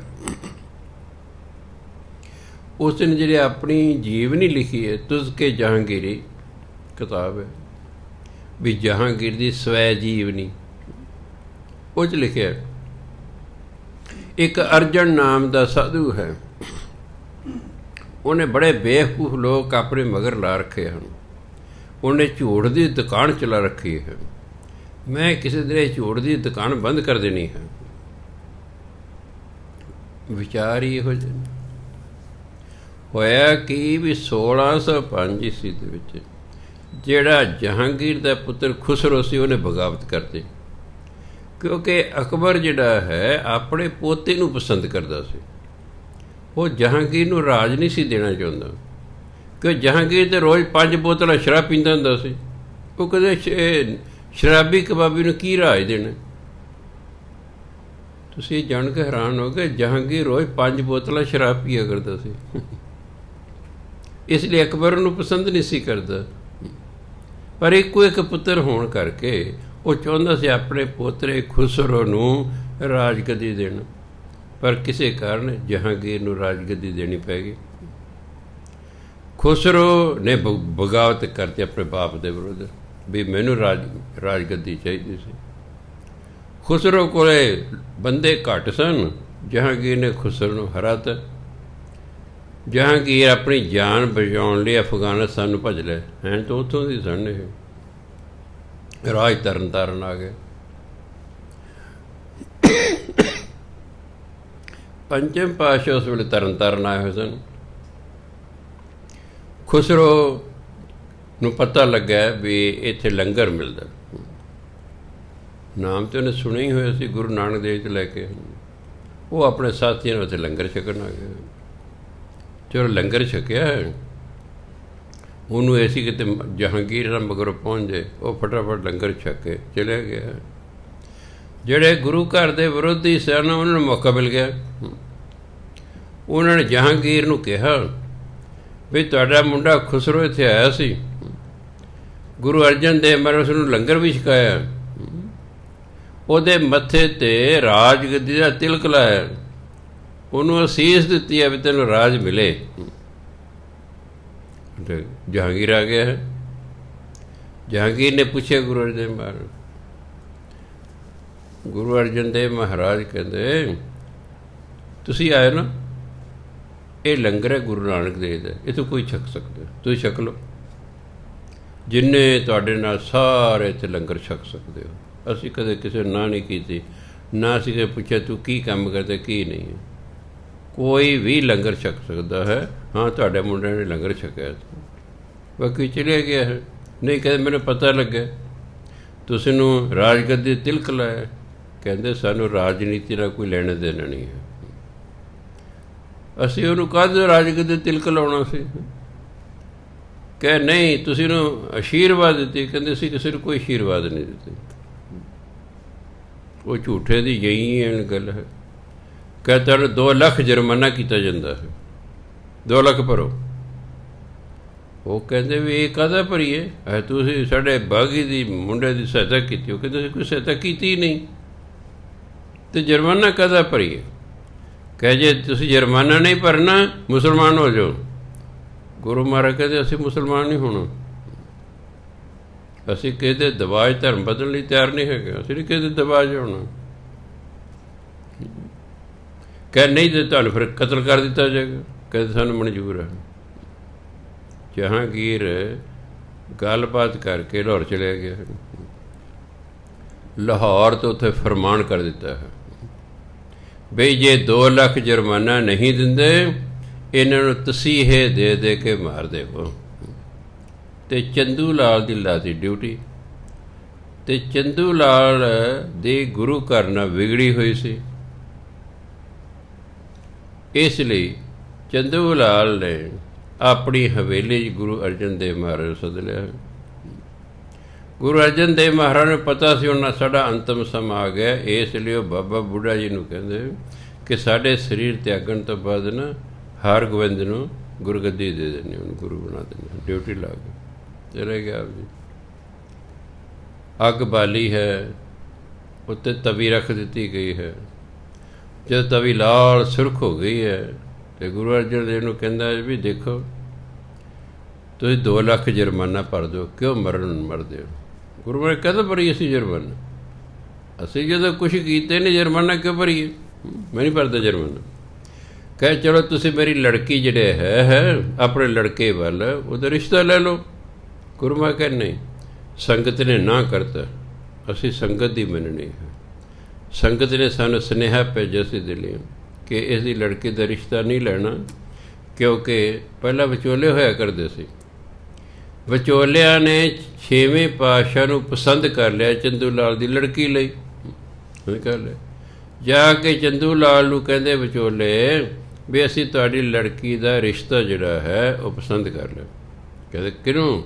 ਕਹਿੰਦੇ 5ਵੇਂ ਪਾਤਸ਼ਾਹ ਗੁਰੂ ਅਰਜਨ ਦੇਵ ਮਹਾਰਾਜ ਦੇ ਸਾਹਿਬਜ਼ਾਦੇ ਹਰਗੋਬਿੰਦ ਨੂੰ। ਚੰਦੂ ਲਾਲ ਇੱਕਦਮ ਕਹਿੰਦਾ ਓਹੋ, ਤੁਸੀਂ ਕਹਿੰਦੇ ਚੁਬਾਰੇ ਦੀ ਇੱਟ ਜਿਹੜੀ ਹੈ ਉਹ ਤੁਸੀਂ ਚੁਬਾਰੇ ਦੀ ਇੱਟ ਜਿਹੜੀ ਹੈ ਉਹ ਮੋਹਰੀ ਲਾਤੀ, ਨਾਲੀ ਨੂੰ ਪਾਓ। ਸਿੱਖਾਂ ਨੇ ਆ ਕੇ ਗੁਰੂ ਮਹਾਰਾਜ ਦੱਸਿਆ ਵੀ ਐਂ ਕਹਿੰਦਾ ਜੀ, ਆਪਣੇ ਆਪ ਚੁਬਾਰੇ ਦੀ ਇੱਟ ਕਹਿੰਦਾ, ਤੁਹਾਨੂੰ ਜਿਹੜਾ ਮੋਹਰੀ ਦੀ ਇੱਟ ਕਹਿੰਦਾ ਵੀ ਇਹ ਨਹੀਂ ਰਿਸ਼ਤਾ ਲੈਣਾ। ਗੁਰੂ ਮਹਾਰਾਜ ਕਿਹਾ ਸੀ ਕਿਹੜਾ ਹਾਂ ਕੀਤੀ ਹੋਏ ਤਾਂ ਵਿਚੋਲੇ ਲੈ ਕਰਕੇ ਗਏ ਸੀ, ਅਤੇ ਠੀਕ ਹੈ। ਗੁਰੂ ਮਹਾਰਾਜ ਸੁਨੇਹਾ ਭੇਜਤਾ ਵੀ ਸਾਨੂੰ ਤੇਰੀ ਲੜਕੀ ਦਾ ਰਿਸ਼ਤਾ ਮਨਜ਼ੂਰ ਨਹੀਂ ਆਪਣੇ ਲੜਕੇ ਲਈ। ਉਹ ਤਾਂ ਲੱਗਦਾ ਸੀ, ਤਾਂ ਉਹਨੇ ਕਿਹਾ ਜਹਾਂਗੀਰ ਨੂੰ ਮੇਰੇ ਹਵਾਲੇ ਕਰੋ। ਗੁਰੂ ਅਰਜਨ ਦੇਵ ਮਹਾਰਾਜ ਮੈਂ ਦੇਖਦਾ ਕਿਵੇਂ ਨਹੀਂ ਮੰਨਦੇ। ਜਦੋਂ ਗੁਰੂ ਮਹਾਰਾਜ ਨਹੀਂ ਮੰਨੇ ਨਾ ਚੰਦਾ ਦੇਣ ਲਈ ਨਾ ਲੜਕੀ ਦਾ ਰਿਸ਼ਤਾ ਲੈਣ ਲਈ, ਤਾਂ ਫਿਰ ਉਹਨੇ ਹੈ ਤੱਤੀ ਤਵੀ 'ਤੇ ਬਿਠਾ ਕੇ ਤੱਤਾ ਰੇਤਾ ਸਿਰ 'ਤੇ ਪਾਉਣਾ ਸ਼ੁਰੂ ਕਰਦਾ। ਇਹਨਾਂ ਨੂੰ ਗਿਆਨ ਸੀ ਕਿ ਜਿਹੜੇ ਮਹਾਤਮਾ ਲੋਕ ਹੁੰਦੇ ਨਾ ਇਹ ਆਪਣੇ ਸਵਾਸ ਦਸਮਦਾਰ ਚੜ੍ਹਾ ਲੈਂਦੇ ਨੇ। ਜਦੋਂ ਸਵਾਸ ਦਸਮਦਾਰ ਚੜ੍ਹਾ ਦਿਓ ਅਤੇ ਸਰੀਰ ਨੂੰ ਚਾਹੇ ਤੁਸੀਂ ਵੱਢੀ ਜਾਂ ਟੁੱਕੀ ਜਾਂ ਨੂੰ ਕੋਈ ਦਰਦ ਨਹੀਂ ਹੁੰਦਾ। ਵੀ ਇਹਨਾਂ ਦੇ ਦਸਮਦਾਰ ਨੂੰ ਸਵਾਸ ਚੜ੍ਹਾ ਲੈਣਾ ਤੱਤੇ ਤਵੀ ਨੇ ਕੁਛ ਕਹਿਣਾ ਹੀ ਨਹੀਂ। ਬਈ ਦਸਮਦਾਰ ਹੈ ਤਾਂ ਸਿਰ ਦੇ ਵਿੱਚ, ਵੀ ਅਸੀਂ ਸਿਰ ਤੱਤਾ ਰੇਤ ਪਾਓ, ਹੁਣ ਕਿੱਥੇ ਜਾਣਗੇ? ਤਾਂ ਸਿਰ 'ਚ ਪਾਉਣਾ ਰੇਤ ਸ਼ੁਰੂ। ਇਸ ਤਰ੍ਹਾਂ ਤਸੀਹੇ ਦੇ ਕੇ ਜੇਠ ਸੁਦੀ 4, ਅੱਜ ਜੇਠ ਸੁਦੀ 4 ਹੈ, ਕਿਉਂਕਿ ਇੱਕ ਵਾਰੀ ਅੰਗਰੇਜ਼ੀ ਤਰੀਕਾ ਨਾਲ ਕੈਲੰਡਰ ਚਾਲੂ ਹੋ ਗਏ ਸਨ। ਉਹਦੇ ਬਾਰੇ ਰੌਲਾ ਪੈਣ ਕਰਕੇ ਸ਼੍ਰੋਮਣੀ ਕਮੇਟੀ ਨੇ ਫਿਰ ਉਹੀ ਦੇਸੀ ਸਾਲਾਂ ਦੇ ਅਨੁਸਾਰ ਦਿਨ ਮਨਾਉਣੇ ਸ਼ੁਰੂ ਕਰ ਦਿੱਤੇ। ਉਹਦੇ ਜੇਠ ਸੁਦੀ 4, ਇੱਕ ਹੁੰਦੀ ਸੁਦੀ, ਇੱਕ ਹੁੰਦੀ ਵਧੀ। ਮੱਸਿਆ ਤੋਂ ਅਗਲੇ ਦਿਨ ਸੁਦੀ ਸ਼ੁਰੂ ਹੁੰਦੀ ਹੈ। ਅੱਜ ਮੱਸਿਆ ਨੂੰ 4 ਦਿਨ ਹੋ ਗਏ ਨੇ, ਅਤੇ ਵਧੀ ਹੁੰਦੇ ਪੂਰਨਮਾਸ਼ ਤੋਂ ਅਗਲੇ ਦਿਨ ਸ਼ੁਰੂ ਹੁੰਦੀ ਹੈ। ਸੋ ਜੇਠ ਸੁਦੀ 4 ਨੂੰ 1606 ਈਸਵੀ ਨੂੰ ਗੁਰੂ ਮਹਾਰਾਜ ਨੂੰ ਤੱਤੀਆਂ ਤਵੀਂ 'ਤੇ ਬਿਠਾ ਕੇ ਤੱਤਾ ਰੇਤਾ ਸਿਰ 'ਚ ਪਾ ਕੇ ਸ਼ਹੀਦ ਕਰ ਦਿੱਤਾ। ਅਤੇ ਰਾਤ ਨੂੰ ਰਾਵੀ ਦਰਿਆ ਦੇ ਵਿੱਚ ਰੋੜ ਦਿੱਤਾ ਵੀ ਤਾਂ ਜੋ ਨਾਮ ਨਿਸ਼ਾਨ ਨਾ ਰਹੇ। ਸੋ ਜਿੱਥੇ ਗੁਰੂ ਮਹਾਰਾਜ ਨੂੰ ਸ਼ਹੀਦੀ ਦਿੱਤੀ ਗਈ, ਸ਼ਹੀਦੀ ਉੱਥੇ ਉਸ ਸਥਾਨ 'ਤੇ ਡੇਰਾ ਸਾਹਿਬ ਗੁਰਦੁਆਰਾ ਬਣਿਆ ਹੋਇਆ ਲਾਹੌਰ ਦੇ ਰਾਵੀ ਦਰਿਆ ਦੇ ਕੰਢੇ 'ਤੇ, ਉਹ ਯਾਦ ਦੇ ਵਿੱਚ। ਇਸ ਪ੍ਰਕਾਰ ਗੁਰੂ ਮਹਾਰਾਜ 1563 ਈਸਵੀ 'ਚ ਇਸ ਸੰਸਾਰ 'ਤੇ ਆਏ ਅਤੇ 1606 ਈਸਵੀ ਦੇ ਵਿੱਚ ਇਸ ਸੰਸਾਰ ਤੋਂ ਚਲੇ ਗਏ। 37 ਅਤੇ 6 43, ਕੁੱਲ 43 ਸਾਲ ਰਹੇ। ਪਰ ਜਿਹੜੇ 3 ਵੱਡੇ ਕੰਮ ਕਰ ਗਏ ਉਹ ਹਮੇਸ਼ਾ ਹਮੇਸ਼ਾ ਲਈ ਯਾਦ ਰੱਖੇ ਜਾਣਗੇ। ਇੱਕ ਹਰਿਮੰਦਰ ਸਾਹਿਬ ਦਾ ਬਣਾਉਣਾ, ਦੂਸਰਾ ਗੁਰੂ ਗ੍ਰੰਥ ਸਾਹਿਬ ਦਾ ਤਿਆਰ ਕਰਨਾ, ਅਤੇ ਤੀਸਰਾ ਅਨਿਆਂ ਦੇ ਵਿਰੁੱਧ ਸ਼ਹੀਦੀ ਦੇਣਾ। ਉੱਥੋਂ ਫਿਰ ਸ਼ਹੀਦੀਆਂ ਦਾ ਜਿਹੜਾ ਸਿਲਸਿਲਾ ਸਿੱਖ ਕੌਮ 'ਚ ਸ਼ੁਰੂ ਹੋ ਗਿਆ। ਸਰਕਾਰ ਨੇ ਸੋਚਿਆ ਸੀ ਇਹਨੂੰ ਸ਼ਹੀਦ ਕਰ ਦਿਓ, ਮਾਰ ਦਿਓ, ਸਿੱਖ ਡਰ ਜਾਣਗੇ, ਇੱਥੇ ਲਹਿਰ ਖਤਮ ਹੋ ਜਾਵੇਗੀ। ਪਰ ਨਹੀਂ, ਸਗੋਂ 6ਵੇਂ ਪਾਤਸ਼ਾਹ ਨੇ ਗੁਰਗੱਦੀ ਸਾਂਭਦਿਆਂ ਹੀ ਮੀਰੀ ਪੀਰੀ ਦੀਆਂ ਤਲਵਾਰਾਂ ਪਾਉਣੀ ਸ਼ੁਰੂ ਕਰਤੀ, ਫੌਜ ਇਕੱਠੀ ਸ਼ੁਰੂ ਕਰਤੀ, ਕਿਲੇ ਬਣਾਉਣੇ ਸ਼ੁਰੂ ਕਰਤੇ, ਫੌਜੀ ਟ੍ਰੇਨਿੰਗ ਦੇਣੀ ਸ਼ੁਰੂ ਕਰਤੀ, ਜਿਹੜਾ ਹੈ ਸਿੱਕਾ ਬਰੂਦ ਤਿਆਰ ਕਰਨਾ ਸ਼ੁਰੂ ਕਰਤਾ। ਅਤੇ ਉਸ ਤੋਂ ਬਾਅਦ ਫਿਰ ਸ਼ਹੀਦੀਆਂ ਦਾ ਸਿਲਸਿਲਾ ਚਾਲੂ ਹੋ ਗਿਆ। ਅਤੇ ਇੱਕ ਦਿਨ ਆਇਆ ਜਦੋਂ ਬੰਦਾ ਬਹਾਦਰ ਦੀ ਅਗਵਾਈ ਦੇ ਵਿੱਚ ਸਾਰਾ ਪੰਜਾਬ ਇਹਨਾਂ ਮੁਗਲ ਰਾਜ ਤੋਂ ਆਜ਼ਾਦ ਹੋ ਗਿਆ। ਸੋ ਇਸ ਲਈ ਇਹ 3 ਗੱਲਾਂ ਕਰਕੇ ਗੁਰੂ ਅਰਜਨ ਦੇਵ ਮਹਾਰਾਜ ਨੂੰ ਹਮੇਸ਼ਾ ਹਮੇਸ਼ਾ ਲਈ ਯਾਦ ਰੱਖਿਆ। ਹਰਿਮੰਦਰ ਸਾਹਿਬ ਦੇ ਦਰਸ਼ਨ ਕਰਦੇ ਗੁਰੂ ਅਰਜਨ ਦੇਵ ਮਹਾਰਾਜ ਯਾਦ ਆਉਂਦੇ ਨੇ। ਗੁਰੂ ਗ੍ਰੰਥ ਸਾਹਿਬ ਨੂੰ ਗੁਰੂ ਬਣਾਉਣਾ, ਬਾਣੀ ਇਕੱਠੀ ਕਰਨਾ ਬਹੁਤ ਵੱਡੀ ਸਿੱਖ ਕੌਮ ਨੂੰ ਦੇਣ ਹੈ ਗੁਰੂ ਮਹਾਰਾਜ ਦੀ, ਕਿਉਂਕਿ ਕੌਮ ਦੀ ਅਗਵਾਈ ਕਰਨ ਵਾਲਾ ਵੀ ਕੋਈ ਚਾਹੀਦਾ ਹੈ। ਸੋ ਇਸ ਲਈ ਹਰਿਮੰਦਰ ਸਾਹਿਬ ਦਾ ਬਣਾਉਣਾ, ਗੁਰੂ ਗ੍ਰੰਥ ਸਾਹਿਬ ਦਾ ਤਿਆਰ ਕਰਨਾ ਅਤੇ ਸ਼ਹੀਦੀ ਦੇਣਾ, ਇਹ ਹਮੇਸ਼ਾ ਹਮੇਸ਼ਾ ਲਈ ਉਹਨਾਂ ਨੂੰ ਇਹਨਾਂ ਗੱਲਾਂ ਕਰਕੇ ਯਾਦ ਰੱਖਿਆ ਜਾਵੇਗਾ। ਸੋ ਅੱਜ ਉਹਨਾਂ ਦਾ ਸ਼ਹੀਦੀ ਦਿਹਾੜਾ ਹੈ। ਇਸ ਸੰਬੰਧ 'ਚ ਆਪਾਂ ਨੂੰ ਉਹਨਾਂ ਦੇ ਜੀਵਨ ਬਾਰੇ ਤੇ ਵਿਚਾਰ ਕੀਤੀ ਹੈ, ਕਿਉਂਕਿ ਸਮਾਂ ਹੋ ਗਿਆ ਹੈ। ਉਹਨਾਂ ਨੇ ਜਿਹੜੀ ਬਾਣੀ ਲਿਖੀ, ਬਹੁਤ ਜ਼ਿਆਦਾ ਬਾਣੀ ਉਹਨਾਂ ਲਿਖੀ ਜਿਹੜੀ ਗੁਰੂ ਗ੍ਰੰਥ ਸਾਹਿਬ ਦਰਜ ਹੈ, ਔਰ ਲਿਖੀ ਵੀ ਸੌਖੀ ਹੈ। ਪੰਚਮ ਪਾਤਸ਼ਾਹ ਦੀ ਬਾਣੀ ਸੌਖੀ ਹੈ, ਕੋਈ ਬਹੁਤੀ ਔਖੀ ਨਹੀਂ ਹੈ। ਸਮਾਂ ਨਾ ਹੋਣ ਕਰਕੇ ਹੁਣ ਬਾਣੀ 'ਤੇ ਵਿਚਾਰ ਨਹੀਂ ਹੋ ਸਕਦੀ। ਸੋ ਇੰਨੀਆਂ ਬੇਨਤੀਆਂ ਪ੍ਰਵਾਨ ਕਰਨੀ। ਇੱਕ ਗੱਲ ਫਿਰ ਮੈਂ ਯਾਦ ਕਰਾਉਣੀ ਹੈ, ਕੱਲ੍ਹ ਨੂੰ 15 ਜੂਨ ਹੈ। ਕੱਲ੍ਹ ਵੀ ਅਨਾਊਂਸਮੈਂਟ ਕੀਤੀ ਸੀ ਕਿ ਜਿਹੜੀ 1 ਅਪ੍ਰੈਲ ਤੋਂ ਸੰਥਿਆ ਸ਼ੁਰੂ ਹੋਈ ਸੀ, ਬੱਚੇ ਨੇ ਪਾਠ ਸਿੱਖਣਾ ਸ਼ੁਰੂ ਕੀਤਾ ਸੀ, ਉਹ ਕਰੋਨਾ ਕਾਰਨ ਮਈ ਦੇ ਐਂਡ ਦੇ ਵਿੱਚ ਇਹ ਬੰਦ ਕਰ ਦਿੱਤੀ ਗਈ ਸੀ। ਸਾਰਾ ਜੂਨ ਬੰਦ ਰਹੀ ਹੈ। ਹੁਣ ਜਿਹੜਾ ਕੱਲ੍ਹ ਤੋਂ ਇਹ ਸੰਥਿਆ ਫਿਰ ਸ਼ੁਰੂ ਹੋਵੇਗੀ ਸ਼ਾਮੀ 6 ਤੋਂ 7। ਸੋ ਤੁਹਾਡਾ ਕੋਈ ਬੱਚਾ, ਤੁਹਾਡਾ ਕੋਈ ਜਾਣੂ ਜਾਂ ਉਹਨਾਂ ਬੱਚੇ ਜਿਨ੍ਹਾਂ ਨੇ ਇੱਥੇ ਆਉਂਦੇ ਸਨ 1 ਅਪ੍ਰੈਲ ਤੋਂ, ਉਹਨਾਂ 'ਚੋਂ ਕੋਈ ਮਿਲੇ, ਉਹਨਾਂ ਨੂੰ ਦੱਸ ਦੇਣਾ ਕਿ ਕੱਲ੍ਹ ਤੋਂ ਭਾਈ ਦੁਬਾਰਾ ਸੰਥਿਆ ਸ਼ੁਰੂ ਹੋ ਗਈ ਹੈ, ਵੀ 6 ਤੋਂ 7 ਇੱਥੇ ਪਹੁੰਚੋ। ਸਤਿਕਾਰਯੋਗ ਸਾਰੀ ਸੰਗਤ ਨੂੰ ਵਾਹਿਗੁਰੂ ਜੀ ਕਾ ਖਾਲਸਾ, ਵਾਹਿਗੁਰੂ ਜੀ ਕੀ ਫਤਿਹ।